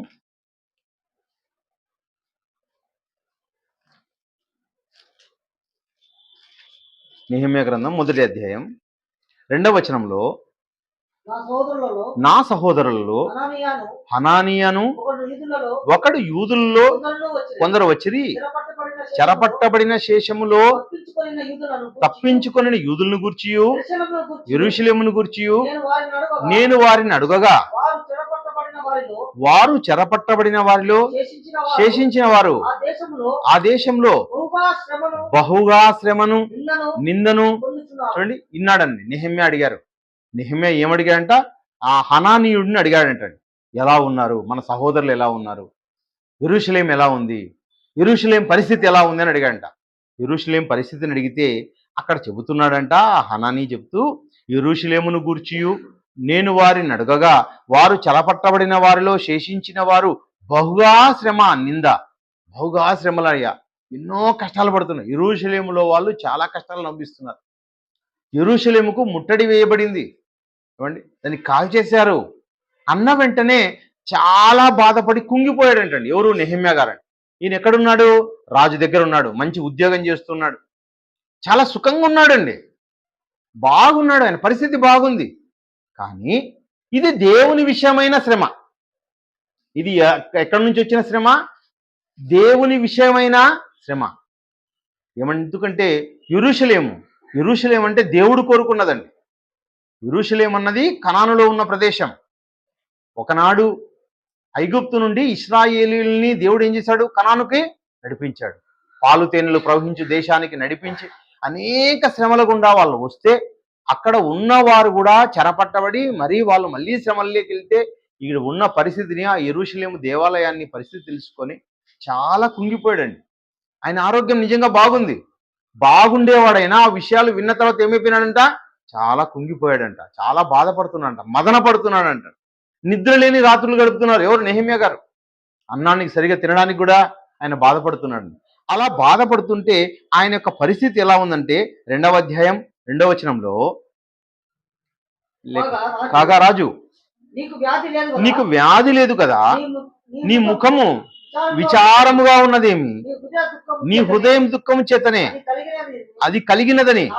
చూడి, నీ హృదయం మనోవేదనతో ఉంది నెహెమ్యా. ఎందుకంత విచారంగా ఉన్నావు? ఎందుకంత బాధగా ఉన్నావు? ఎందుకంత ఇబ్బందిగా ఉన్నావు? నీ ముఖం చూస్తే తెలిసిపోతుంది, నువ్వేదో విచారంగా పోగొట్టుకున్నవాడుగా ఉన్నావు, నీ చాలా బాగోలేవు, ఆనందంగా లేవు, సంతోషంగా లేవు, బాగా శ్రమ పడుతున్నట్టుగా ఉంది. ఇది నీకు ఎలా వచ్చిందో తెలుసా? శారీరక శ్రమ కాదు, కానీ ఇది నీకు మానసిక శ్రమ. మానసిక శ్రమతో నువ్వు ఉన్నావన్న విషయాన్ని రాజు కనుక్కున్నాడు. కనుక్కొని నెహెమ్యా గారిని అడగడం జరిగింది. అంటే దేవుని పిల్లలకు వచ్చిన శ్రమను గురించి, ఆ దేవుని పట్టణానికి వచ్చిన శ్రమను గురించి ఆయన చాలా బాధపడుతున్నాడు. ప్రేమైన దేవుని వాళ్ళరా, అంటే ప్రతి మనిషికి శ్రమలు వస్తాయి, దేవుని విషయమైన శ్రమ ఆయన కలిగిందని. ప్రేమైన దేవుని వాళ్ళరా, మరి అలాంటి శ్రమలు వస్తే ఆ శ్రమల్లో నుంచి కూడా ఏం చేయాలి? మళ్ళీ బయటపడాలి. అంటే రాజుకే చెప్పి రాజు ద్వారానే సహాయాన్ని పొంది దేవుని పక్షాన నిలబడి గొప్ప కార్యం చేసిన వాడుగా నెహెమ్యా కనిపిస్తూ ఉన్నాడు. ప్రేమైన దేవుని వాళ్ళ, ఏమండి, కుటుంబంలో శ్రమలు వస్తాయి, ఆర్థికంగా శ్రమలు వస్తాయి, అనారోగ్యంగా శ్రమలు వస్తాయి, ఏమండి, లేకపోతే అత్తగా శ్రమలు వస్తాయి, కోడలుగా శ్రమలు వస్తాయి, మామగా శ్రమలు వస్తాయి. అన్నింటిలోనూ మనిషికి మాత్రం శ్రమలు వస్తాయి. క్రైస్తవులకైనా వస్తాయి శ్రమలు, క్రైస్తవేతరులకు కూడా శ్రమలు వస్తాయి. కానీ ఆ శ్రమల్లో నీకు ఏముండాలి? ఏ శ్రమ ఉండాలి? ఇదిగో దేవుని పక్షాన శ్రమ ఉండాలండి. నీ శ్రమ అది నీకు లాభం చేకూరుస్తుంది. ఏమండి, ఆ శ్రమలను నువ్వు దేని ద్వారా ఎదురంటే జ్ఞానయుక్తంగా శ్రమలను ఎదుర్కోవాలి, జ్ఞానంతో శ్రమలను ఎదుర్కోవాలి. ఎదుర్కొని వాటిని ఏం చేయాలి? సాల్వ్ చేసుకోవాలండి. ప్రతి శ్రమను నువ్వేం చేయాలంటే ఆ శ్రమను నువ్వు ట్యాకిల్ చేయగలగాలి. దేవుడు నీకు జ్ఞానాన్ని ఇచ్చాడు, ఆ జ్ఞానంతో ఆ శ్రమను ఎదుర్కోవాలి. ప్రేమైన దేవుని వాళ్ళారా, మరి శ్రమలే కాదు కానీ ఇంకొకటి ఏముంది? ఏమున్నాయి? శోధనలు. దీనికి మించినవని చెప్పాను, శోధనలు. మరి శోధనలు ఎవరికి వస్తాయి? అవి ఒక భక్తులకు వచ్చేవి. ప్రేమైన దేవుని వాళ్ళ, భక్తులకు ఏమొస్తాయంట? శోధనలు వస్తాయి. ఆ శోధనలు అన్నవి వాళ్ళు కొద్ది మంది మాత్రమే గెలగలిగే అవకాశం ఉంటుంది. చాలా మంది ఆ శోధనలో పడి ఏం చేస్తారంట? వెళ్ళిపోతారు. అంటే భక్తిహీనులకు కూడా శోధనలు వస్తాయా? అండి, భక్తిహీనులకు శోధనలు వస్తే దేవుడు దాన్ని అనుమతిస్తాడా అంటే, ఏమండి, భ్రష్టాత్మకు అప్పగిచ్చేస్తాడండి దేవుడు. భక్తిహీనులకు నువ్వేం కోరుకుంటున్నావు? ఏవో విషయాన్ని కోరుకుంటున్నావు. భక్తి జీవితంలో నిలబడితే దేవుడు నీకు పరీక్ష పెట్టి నిన్నేం చేస్తాడంట? ఆ శోధనలో నువ్వు గెలిస్తే మంచి లోకాన్ని ఇస్తాడు. నువ్వు భక్తిహీనుడుగా మారిపోతే, ఏమండి, దుర్మార్గతలోకి వెళ్ళిపోతే, దుష్టుడుగా మారిపోతే ఇంకా భ్రష్టాత్మక దేవుడు అప్పగించేస్తాడు. భ్రష్టాత్మక అప్పగిస్తాడు. ఒకసారి చూడండి, రోమీలకు రాసిన పత్రిక మొదటి అధ్యాయము 26వ వచనంలో,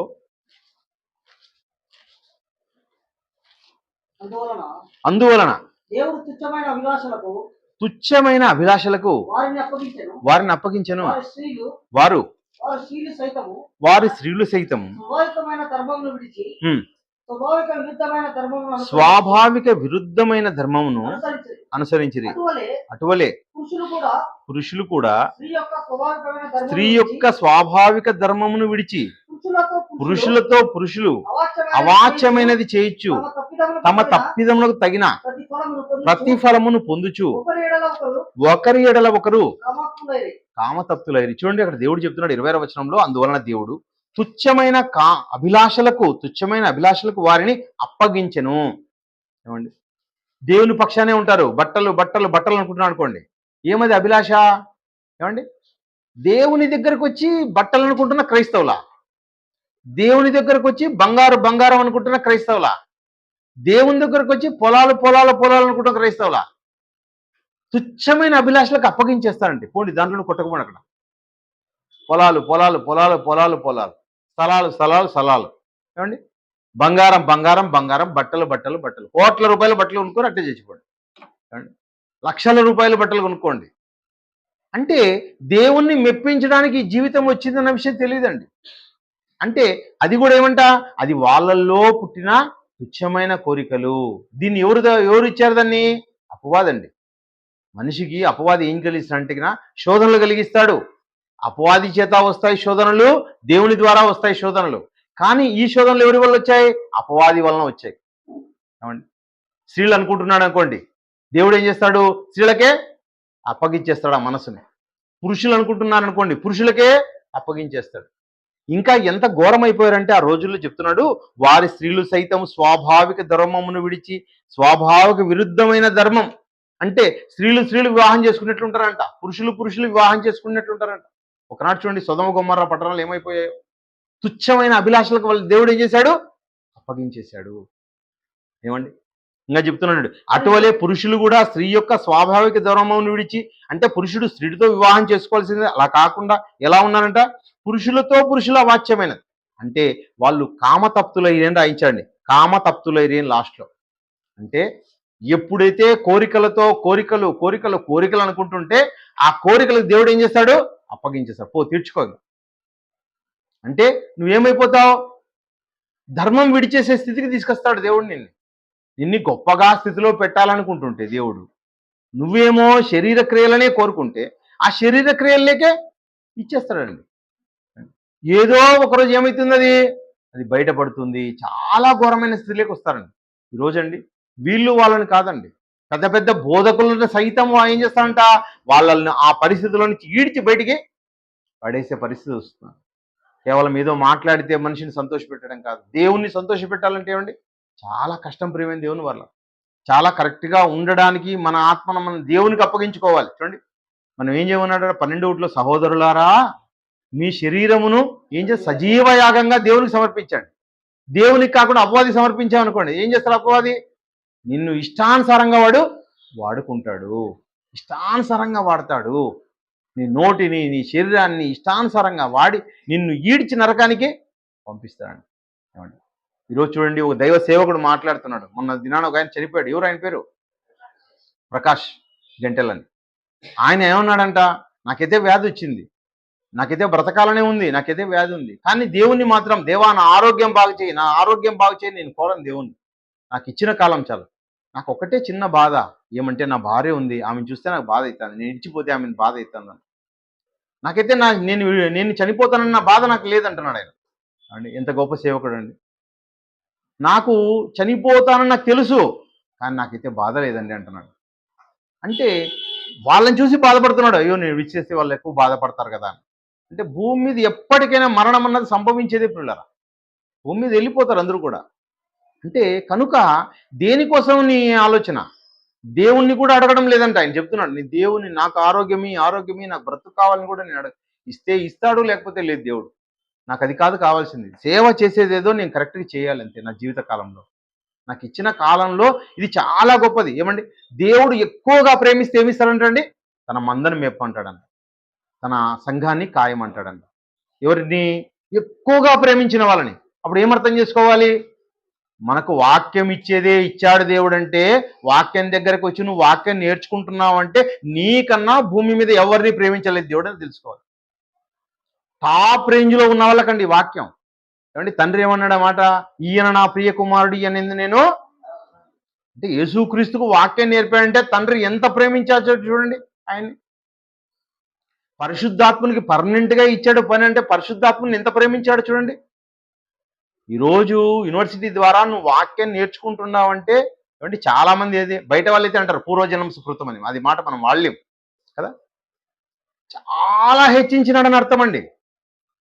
నీకు కోట్ల రూపాయల ధనం నీకు అకౌంట్లో వేసినట్ల వాక్యం చెప్పే స్థితి నీకు వచ్చిందంటే దాన్ని పోగొట్టుకోకూడదు పిల్లరా. తుచ్చమైన వాటి కోసం, చిన్న చిన్న వాటి కోసం మనం పోగొట్టుకోకూడదు.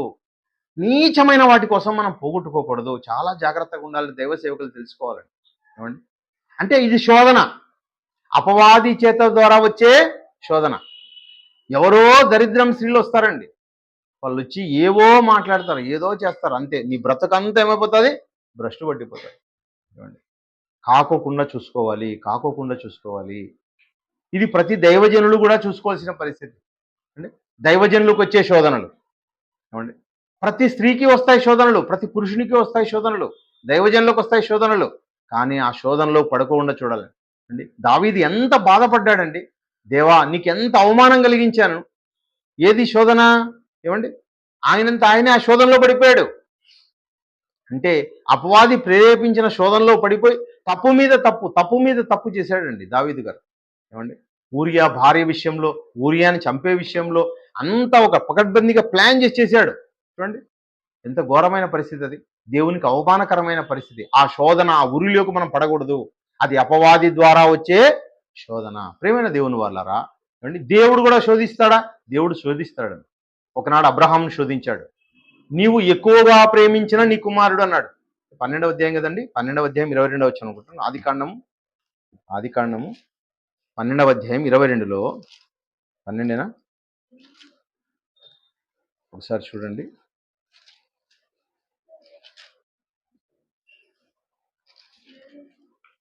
ఆ 22వ అధ్యాయం 2వ వచనం. 22వ అధ్యాయం. అప్పుడు ఆయన నీకు ఒక్కడై ఉన్న నీ కుమారుణ్ణి అనగా చూడి, నీవు ప్రేమించు ఇస్సాకు, నువ్వు ప్రేమించు, నువ్వు అత్యధికంగా ప్రేమిస్తున్నావు కదా, ఆ కుమారుణ్ణి నాకు ఇచ్చే. నువ్వు అత్యధికంగా ప్రేమిస్తున్నావు కదా నీ దేహాన్ని నాకు ఇచ్చే సజీవయాగంగా. దేవుడు కోరుతున్నాడని. దేవుడు నీ దేహాన్నే కోరుతున్నాడు. ఒకనాడు అబ్రహాము కుమారుని దేహాన్ని ఇస్తాడా లేదా? ఈయనేదో ముసలివాడు, ఒకే ఒక్క కుమారుణ్ణి ఇచ్చాను, ఈయన దేహాన్ని అడిగినా ఇస్తాడు నాకు అండి. అబ్రహామా, నిన్ను ఎంతకు నువ్వు చంపేసుకోడా? ఖచ్చితంగా చంపేసుకుంటాడు. అదేవిధంగా ఏమంటాడు? నీవు ఒక్కడై ఉన్న నీ కుమారుణ్ణి నాకు ఏమన్నాడు? వెంటనే ఇచ్చేస్తా అని బయలుదేరాడండి. ఎన్ని రోజులు బయలుదేరాడంటే ఆయన 3 దినాలు.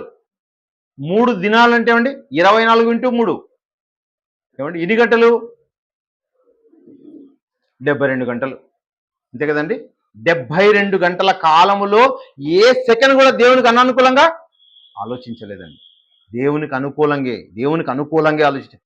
ఎంత గొప్ప శోధన చూడండి. ఆ శోధనలో గెలిచిన వాడిగా ఎవరు కనిపిస్తున్నారు? అబ్రహాం కనిపిస్తున్నాడు. ఏ క్షణంలో అయినా సరే బయటకు వచ్చాడు అనుకోండి. ఆయన ఎందుకు ఇవ్వాలి నా కుమారుణ్ణి? నాకు ఉండేది ఒకటే కొడుకే కదా, ఇస్తే ఆయన ఇస్తాడో లేదో. ఆయనకు తెలుసు దేవుడు సజీవులకు దేవుడు అని తెలుసు. దేవుడు ఎలాగైనా నా కుమారుని కూడా బతికిస్తాడు. నాకు అన్నాడు కదా, ముందు చెప్పాడు. విస్తారమైన ఎట్లిస్తాడు దేవుడు? ఆకాశ నక్షత్రాల వలె ఇస్తాను, ఇసుక రేణ వలె నా వంశాన్ని గెలిపిస్తా అన్నాడు. అట్లాంటి దేవునికి నేను ఇస్తే ఖచ్చితంగా ఇస్తాడు. ఈ ముసలి వయసులో నా కుమారుణ్ణి ఇస్తా అంటే ఆ కుమారుణ్ణి ఇచ్చిన దేవుడు చాలా గొప్పవాడు. ఆయన జీవం కలిగిన వాడు. కాబట్టి ఆ దేవుడు ఏది చెప్తే అది చేయాలనుకున్నాడు. అది యోబు గారిని చూసామనుకోండి. యోబు గారికి ఎంతమంది అండి కుమారులు? 7 మంది కుమారులు, 3 కుమార్తెలు. 7 + 3 10 మంది. 10 మంది ఒకే క్షణంలో చచ్చిపోయారండి, ఒకే రోజు చచ్చిపోయారండి. ఆయనకి ఆస్తి అంతా వెళ్ళిపోయింది. ఆస్తి అంతా వెళ్ళిపోయినా, పిల్లలందరూ చనిపోయినా, ఆ అగ్ని వంటి మహాశ్రమ, శోధన, పెద్ద శోధన. కానీ ఆ శోధనలో కూడా ఏం చేస్తారంట? నేను దేవుణ్ణి గెలిపించాలి. పల్లెత్తు మాట దేవుణ్ణి అనలేదండి. పల్లెత్తు మాట అనలేదండి ఆయన. నేను దేవుణ్ణి గెలిపించాలి పరిస్థితుల్లో. ఎందుకంటే అలా గెలిపిస్తేనే దేవుడు ఏమిస్తాడు? పరలోకాన్ని ఇస్తాడు. ఏమండి? పరలోకాన్ని ఇస్తాడన్న స్పృహ కలిగిన వాడుగా బతికాడండి ఆయన. ఎఫెసీయులకు రాసిన పత్రిక, ఏమండి, ఎలాంటి జ్ఞానం మనకి ఇచ్చాడు చూడండి. ఎఫెసీయులకు రాసిన పత్రిక 3వ అధ్యాయం 8వ వచనంలో, ఎఫెసీయులకు రాసిన పత్రిక, దేవుడు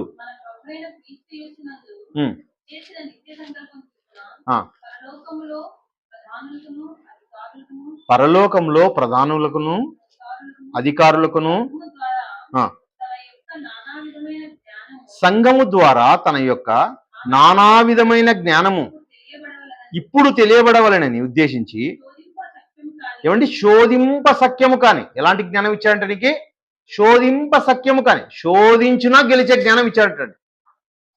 ఎలాంటి జ్ఞానం నీకు ఇచ్చాడు దేవుడు అంటే, ఒకనాడు అబ్రహాము, ఇస్సాకు, యాకోబు వారికి మించిన జ్ఞానం క్రీస్తు ద్వారా నీకు అనుగ్రహించాడు. యేసుక్రీస్తు ద్వారా సత్యం వస్తే, పరిశుద్ధం ద్వారా నీకు సర్వసత్యాన్ని అనుగ్రహించి శోధింప సఖ్యని జ్ఞానం, నానా విధములైన జ్ఞానం ఈరోజు సంఘంలో నీకు ఇచ్చాడంట. దేవుడు శోధించినా నిలబడే జ్ఞానం ఇచ్చాడండి మనందరికి కూడా. అంటే దేవుడు శోధించినా దేవుని నువ్వు ఖచ్చితంగా గెలిపించాలి. నేనైనా గెలిపించాలి. ఏమండి, మా తల్లిగారు చనిపోయారు అనుకోండి. మా తల్లిగారు చనిపోతే నేను ఎవరి మీదో అరచడమో, కోపడ్డమో, బాధపడ్డమో కాదండి. జరగని ఇంతకన్నా ఎక్కువ శ్రమ పడినా మనం దేవుణ్ణి గెలిపించాలి అండి. మనం పల్లెత్తు మాట అనలేదు. ప్రాణం ఇచ్చే దేవుడు, ప్రాణం తీసే దేవుడు. ఏమండి, వాళ్ళు తీశారా? తీసింది వాళ్ళైనా ఏమండి, దేవుడి అనుమతి లేనిదే జరగదు. దేవుడే దిక్కు, దేవుడే చేస్తాడు. ఏమండి, మనకు గత కాలంలో శ్రమ వస్తే డబ్బు పోగొట్టుకున్నాం, వాళ్ళు డబ్బు పోగొట్టుకున్నాం కదా అని అనుకున్నామా? అది కూడా లేదండి. అది కూడా మనలాంటి ఫ్యామిలీస్ ఏదో ఇచ్చేసామంతే. అంటే దాని ద్వారా మనకి ఏం దక్కుతుంది? ఆ శోధనల వల్ల పరలోకం దక్కుతుంది. ఎన్ని శ్రమలైనా కూడా అండి, దేవుని కోసం మనం ఏం చేయాలంట? అనుభవించాలి. ఏమండి, మనం మీటింగ్ చేస్తే అండి, మా అమ్మగారు చనిపోయిన తర్వాత మీటింగ్ చేస్తే, ఒక మీటింగ్లో సీను అన్న మాట్లాడుతున్నాడు. ఏమి? వాళ్ళ తల్లిగారు చనిపోయారు, తల్లిగారు చనిపోయిన సమయంలో వాళ్ళు మీటింగ్ పెడతారా వద్దా, వాళ్ళు ఎన్నికి వెళ్తారనే ఉద్దేశంలో అనుకుంటే, అన్నగారు ఏమంటున్నారు తెలిసిన? వచ్చేయండి అన్నారని ఆయన మీటింగ్లో చెప్పాడు ఆయన. ఎవరు? మియాపూర్ శ్రీను గారు.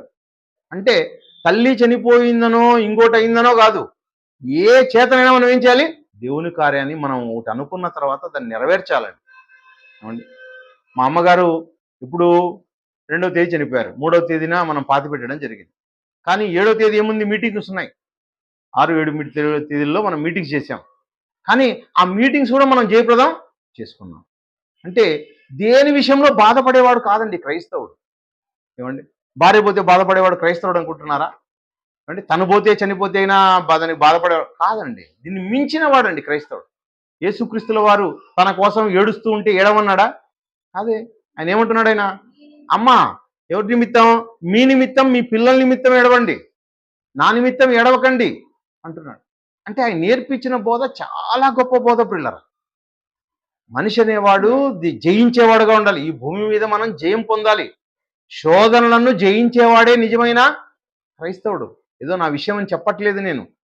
మీకొచ్చే శోధనలు కూడా మీరు జయించే విధంగా ఉండాలనే ఉద్దేశంతోనే చెప్తున్నాను. ఇక్కడికి ఆగిపోయాని కాదు, చివరి వరకు వచ్చేవి శ్రమలు, చివరి వరకు ఉంటాయి. అందుకే అంటున్న మాట ఏమంట?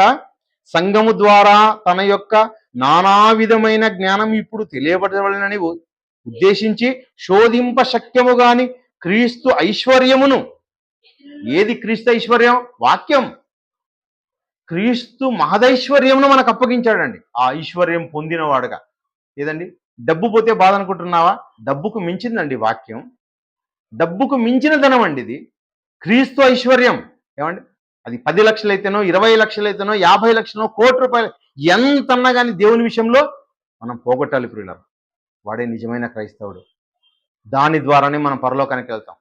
చిన్న చిన్న వాటి కోసం మనం బాధపడకూడదండి. దేవుడు అంటే చాలా గొప్పవాడు. ఆయన్ని చేరాలంటే అది నీకు వచ్చిన సువర్ణ అవకాశం. అది అందరికీ రాదు అవకాశం.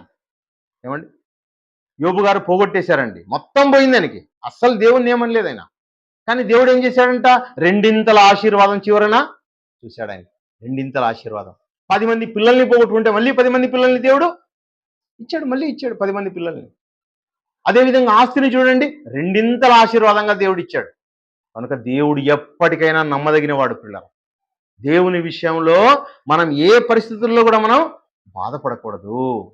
దేవుని విషయంలో అతిశయించాలి మనం అందరం కూడా. 5వ అధ్యాయం చూడండి,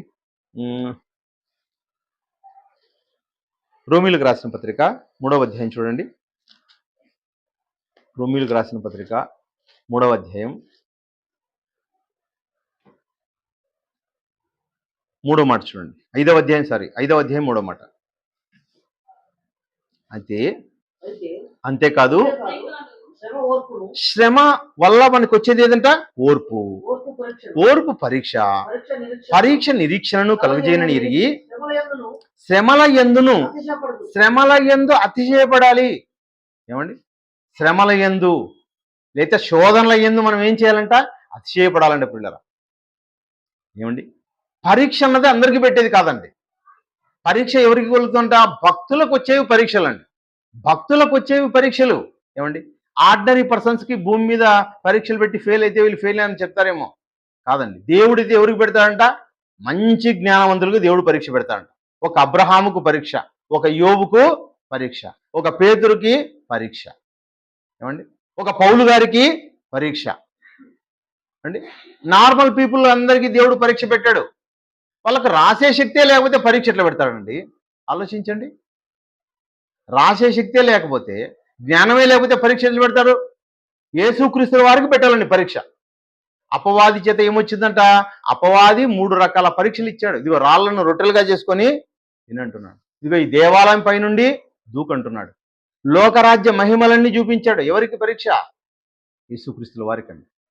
యేసుక్రీస్తుల వారికి శోధన ఇస్తే, ఇదిగో నువ్వు నాకు ఒక్కసారి ముఖ్యావంటే ఈ లోకరాజ్య మహిమలన్నీ నీ చేతికి అప్పగిస్తాను అంటున్నాడు.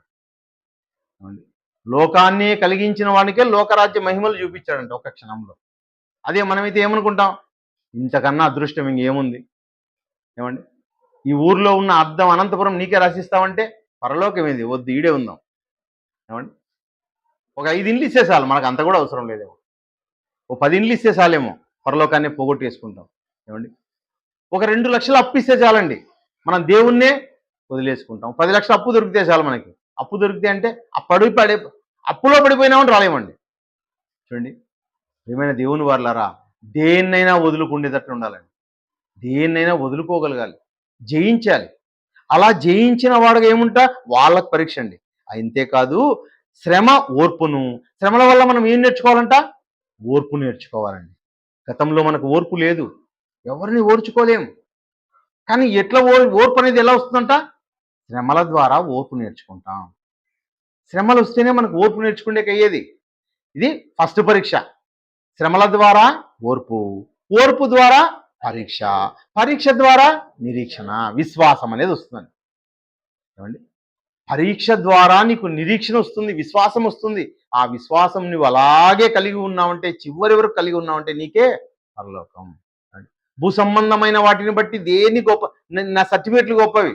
ఏమండి, నా సర్టిఫికేట్లు గొప్ప అనుకున్నావు అనుకోండి, ఒక రోజుకి ఏమైపోతే ఆ సర్టిఫికేట్లు నీ కాల్ చేస్తావు, నీ బట్టలు కాల్ చేస్తావు, నీ దేహమే మట్టిలోకి వెళ్ళిపోతుంది. దేన్ని బట్టి అతిశయిస్తున్నారు మనుషులు? చూడండి, చిన్న చిన్న వాటిని బట్టి అతిశయిస్తామండి మనం అందరం కూడా. కాబట్టి ప్రియమైన దేవుని వారలారా, ఇవన్నీ తుచ్చమైనవి, నీచమైనవి. వీటి యందు మనం అస్సలు ఆశ కలిగి ఉండకూడదు. ఇవన్నీ వెళ్ళిపోయేటివి. మనము ఎప్పుడు కూడా జ్ఞానం కలిగిన వాళ్ళగా ఉండాలండి. జ్ఞానం నేర్చుకున్న వాళ్ళగా ఉండాలి, జ్ఞానం గ్రహించిన వాడుగా ఉండాలి. మన గోలంతా కూడా పరలోకం మీద పెట్టాలి. ఏమండి, అగ్ని వంటి మహాశ్రమలు, ఆ శ్రమల ద్వారా నీకు పరీక్షలు. ఆ పరీక్ష వచ్చినా మరి పౌలు గారు ఎలా ఆయనకు పరీక్షలు వచ్చాయో ఒకసారి చూద్దామండి.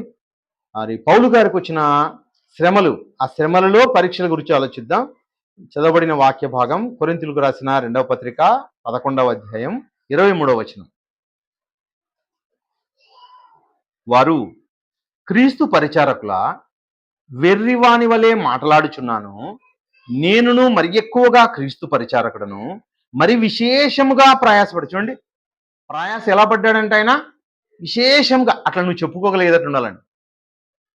ఒక క్రీస్తు పరిచారకుడుగా నువ్వేం చెప్పుకోవాలి? నువ్వు నీవైనా నేనైనా మనం ఏం చెప్పాలి? మనం అందరం కూడా నేను విశేషమైన ఏం చెప్పాం?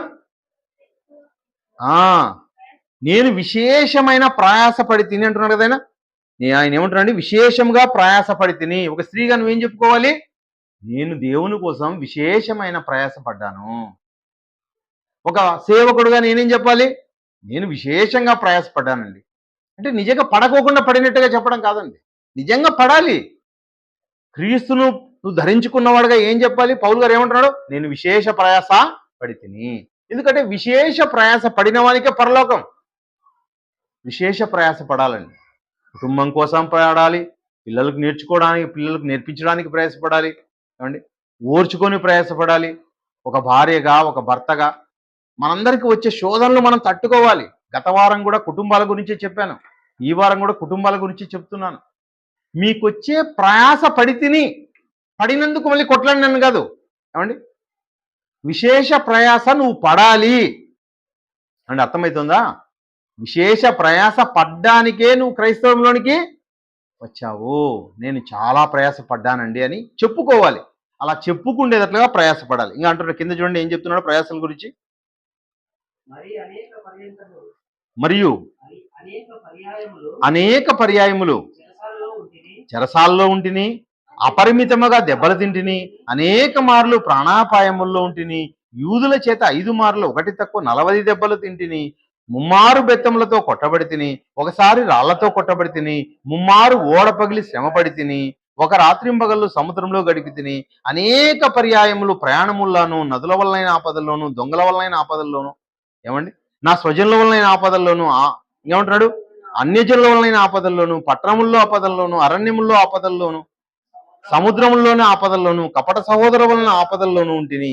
ప్రయాసముతోనూ కష్టముతోనూ, తరచుగా జాగరణములతోనూ, ఆకలి దప్పులతోనూ, తరచుగా ఉపవాసములతోనూ, చలితోనూ, దిగంబరత్వంతోనూ ఉంటిని. ఇంకనూ చెప్పవలసినవి అనేకములున్నవి. ఆయన శ్రమల గురించి చెప్పుకుంటూ పోతే ఆయనే చెప్పుకోలేకపోయాడు.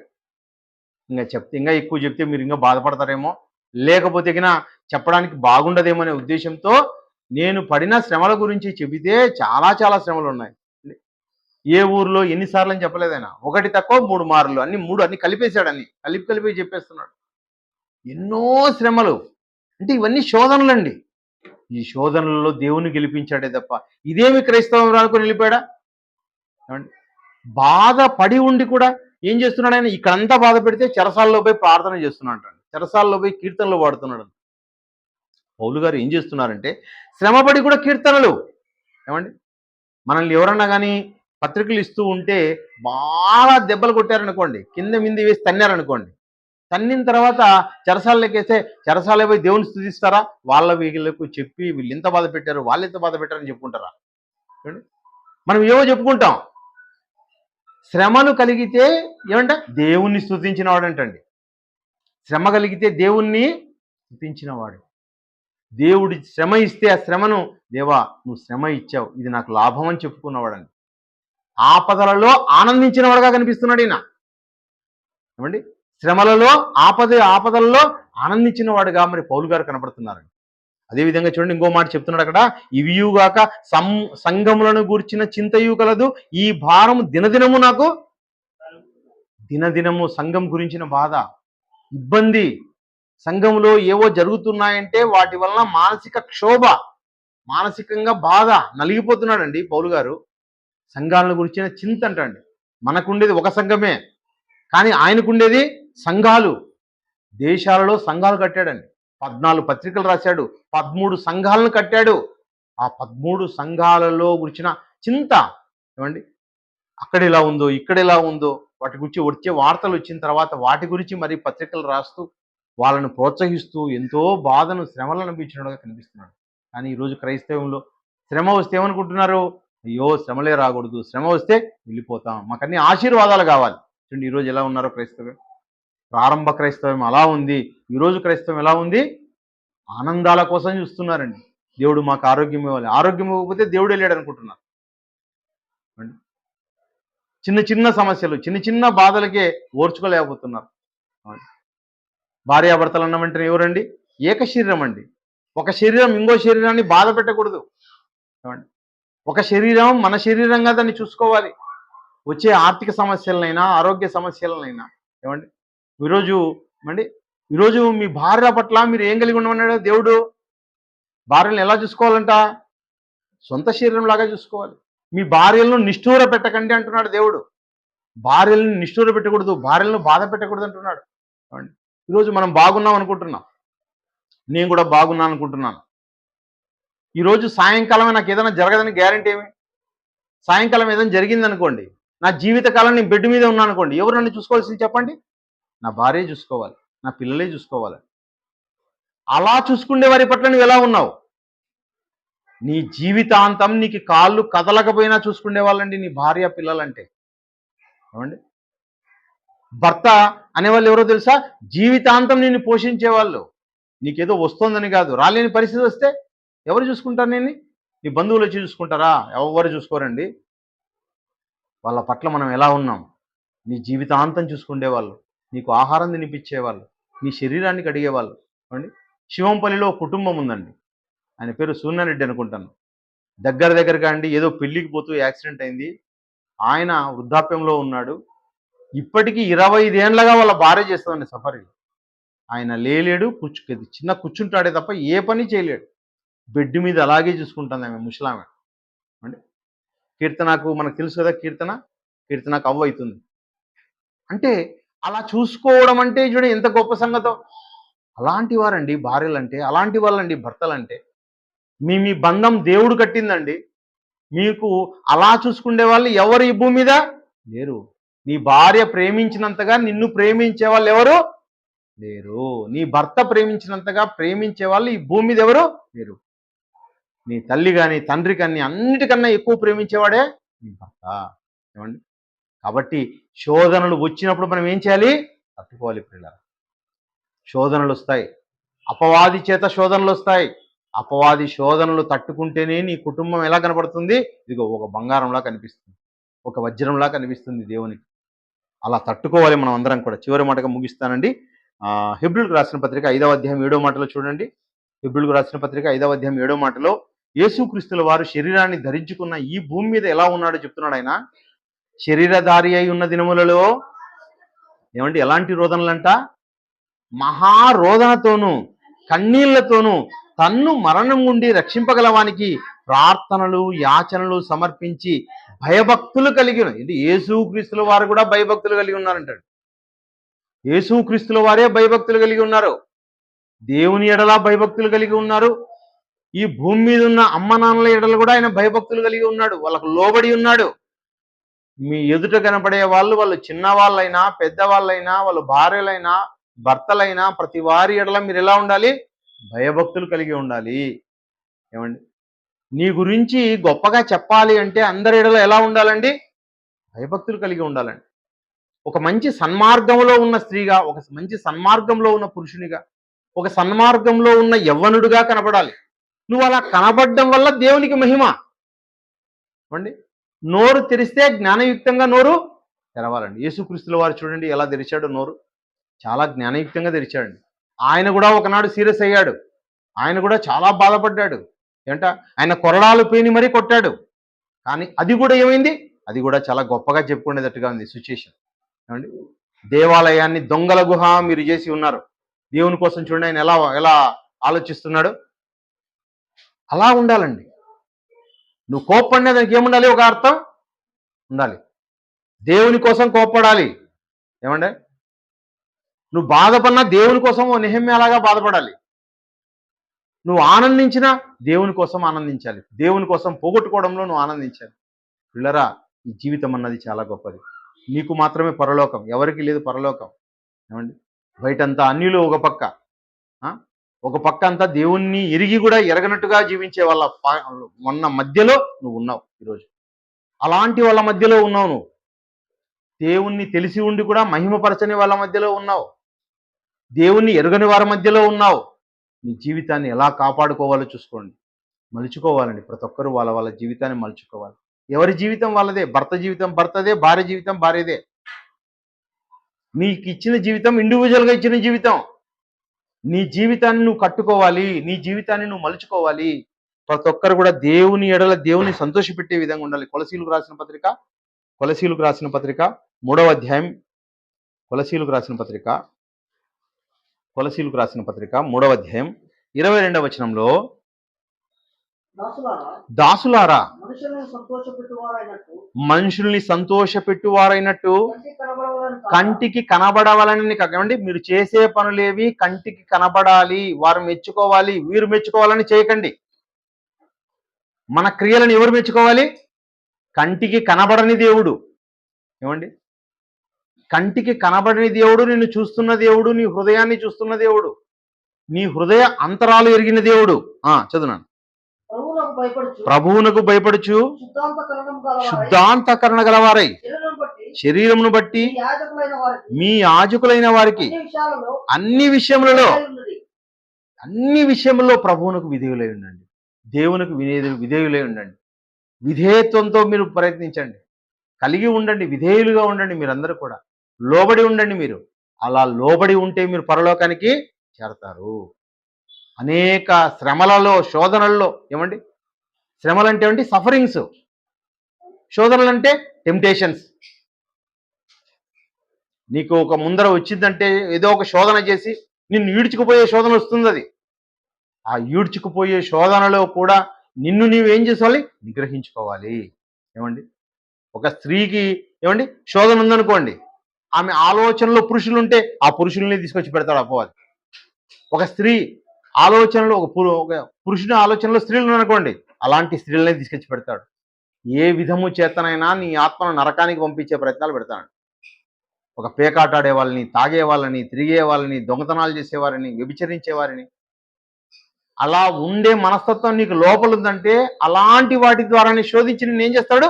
నరకానికి పంపిస్తాడు. యేసుక్రీస్తుల వారికి చూడండి, ఆయన్ని శోధించాడండి.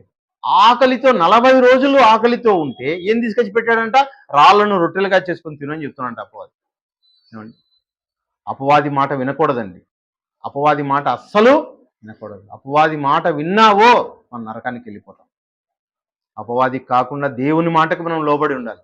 అదే అంటున్నాడు, శుద్ధాంతఃకరణ అంటున్నాడు. శుద్ధాంతఃకరణ గలవారై ఎవరు పరలోకానికి చేరతారంటే శుద్ధాంతఃకరణ. నీ ఆత్మలో ఎలా ఉండాలంట? పరిశుద్ధంగా జీవించాలండి. పరిశుద్ధంగా జీవించాలి నీ ఆత్మలో. నీ ఆత్మ నీ మీదనే వేలు పెట్టి చూపకూడదు. నువ్వు తప్పు చేసావని నీ మీద నీవే నేరారోపణ చేసుకోకూడదు. అలా జీవించాలి. ఎవరో ఏలెట్టి చూపడం కాదు. ఏమండి? నీ ఆత్మనే నీ మీద వేలు పెట్టి చూపిస్తుంది ఒకరోజు. అలా నీ మీద చూపకుండా నువ్వు బ్రతికావంటే ఎక్కడికి వెళ్తావు? పరలోకానికి చేరతావు. కాబట్టి ప్రియమైన దేవుని వారలారా, పరలోకానికి చేరాలంటే అవి 2 చక్రాలు ఉంటాయి నీకు. ఆ 2 రైల్వే ట్రాకుల మీద పోతూ ఉంటావు. ఒకటి శ్రమలు, ఇంకోటి శోధనలు. రెండింటి గుండా వెళ్ళాలి పరలోకానికి చేరాలంటే. ఏమండి? ఒకనాడు అబ్రహాంకి కుమారుణ్ణి ఇవ్వలేదండి. ఏమది? శ్రమ. అన్నీ ఇచ్చాడు, కుమారుణ్ణి ఇవ్వలే. ఆయన శ్రమ గుండా పోతున్నాడు. కుమారుణ్ణి ఇచ్చాడు, కానీ మళ్ళీ దేవుడు ఏం చేశాడు? శోధించాడు. శ్రమ ఉంది, శోధన ఉంది. పరలోకానికి చేరాలంటే 2 ఉంటాయి. ఆ 2 లేకుండా ఎవ్వరూ పరలోకానికి చేరరు. ఎవరి ఆత్మను వారు చాలా జాగ్రత్తగా కాపాడుకుంటూ ఈ రెండింటి గుండా పరలోకానికి మనం చేరడానికి జాగ్రత్తగా చూసుకోవాలి. ప్రార్థన చేసుకున్నాం. దయగలిగిన మా తండ్రి, మీకు వందనాలు, స్తోత్రాలు ఆయన తండ్రి. మీ వాక్యాన్ని మాకు దగ్గరగా చేసి తండ్రి, మమ్మల్ని మేము తండ్రి సరిచూసుకోవడానికి ఒక అద్దం లాంటి వాక్యాన్ని తండ్రి మాకు అనుగ్రహించిన విధానం బట్టి మీకు వందనాలు తండ్రి. శుద్ధాంతఃకరణ కలిగిన వారుగా తండ్రి మేము ఎల్లప్పుడూ నాయన మీ పిల్లలుగా, మీ మంచి పిల్లలుగా కనబడడానికి సహాయం చేయండి. మా శ్రమలలో, శోధనలలో మిమ్మల్ని గెలిపించేవారుగా తండ్రి ఎల్లప్పుడూ ఉండడానికి సహాయం చేయమని ప్రార్థిస్తున్నాం తండ్రి. మాలో తండ్రి మరి లోతుగా వేరు తండ్రి మేము ఉండడానికి సహాయం చేయండి. ఎందుకంటే తండ్రి వేరు లేనట్లయితే తండ్రి మేము అపవాదికి మేము దాసులైపోయి లేదా ఈ వాక్యంలో నుంచి బయటపడే వారుగా మేము తయారైపోతాం కనుక తండ్రి మాకు లోతుగా తండ్రి మరి వేరు ఒక మంచి వృక్షంగా మేము ఉండడానికి సహాయం చేయండి. మంచి ఫలాలు తండ్రి మీకు అందివ్వడానికి సహాయం చేయమని ప్రార్థిస్తున్నాం. మా జీవిత కాలంలో మీరు ఇచ్చిన ఈ దినాలను తండ్రి మేము నీ కోసం ఖర్చు చేయడానికి సహాయం చేయమని ప్రార్థిస్తున్నాం తండ్రి. అదేవిధంగా ఈ సమయంలో తండ్రి మరి వాక్యాన్ని విన్న మీ పిల్లలందరినీ తండ్రి దీవించండి, ఆశీర్వదించండి, బహుగా ఫలింపచేయండి. ప్రతి ఒక్కరు కూడానైనా వారికి ఇచ్చిన కాలాన్ని, సమయాన్ని, దేహాన్ని తండ్రి మరి మీకోసం వాడబడేవారుగా చేయమని ప్రార్థిస్తున్నాం. వారికి ఉన్న సమస్యల్లో తండ్రి మీరు తోడుగా ఉండి ప్రతి కన్నీటి బాష్ప బిందువును తుడిచినైనా వారికి మంచి స్వాంతన కలిగించమని ప్రార్థిస్తున్నాం తండ్రి. మీకుటమైన ప్రేమ కలిగి తండ్రి అనేక శ్రమలలో, శోధనల్లో తండ్రి మిమ్మల్ని గెలిపించే మంచి పిల్లలుగా ఉండడానికి సహాయం చేయమని ప్రార్థిస్తూ, అర్థిస్తూ సమస్త ఘనత మహిమలు మీకు ఆరోపిస్తూ క్రీస్తు నామములో ప్రార్థిస్తున్నాం తండ్రి. ఆమేన్.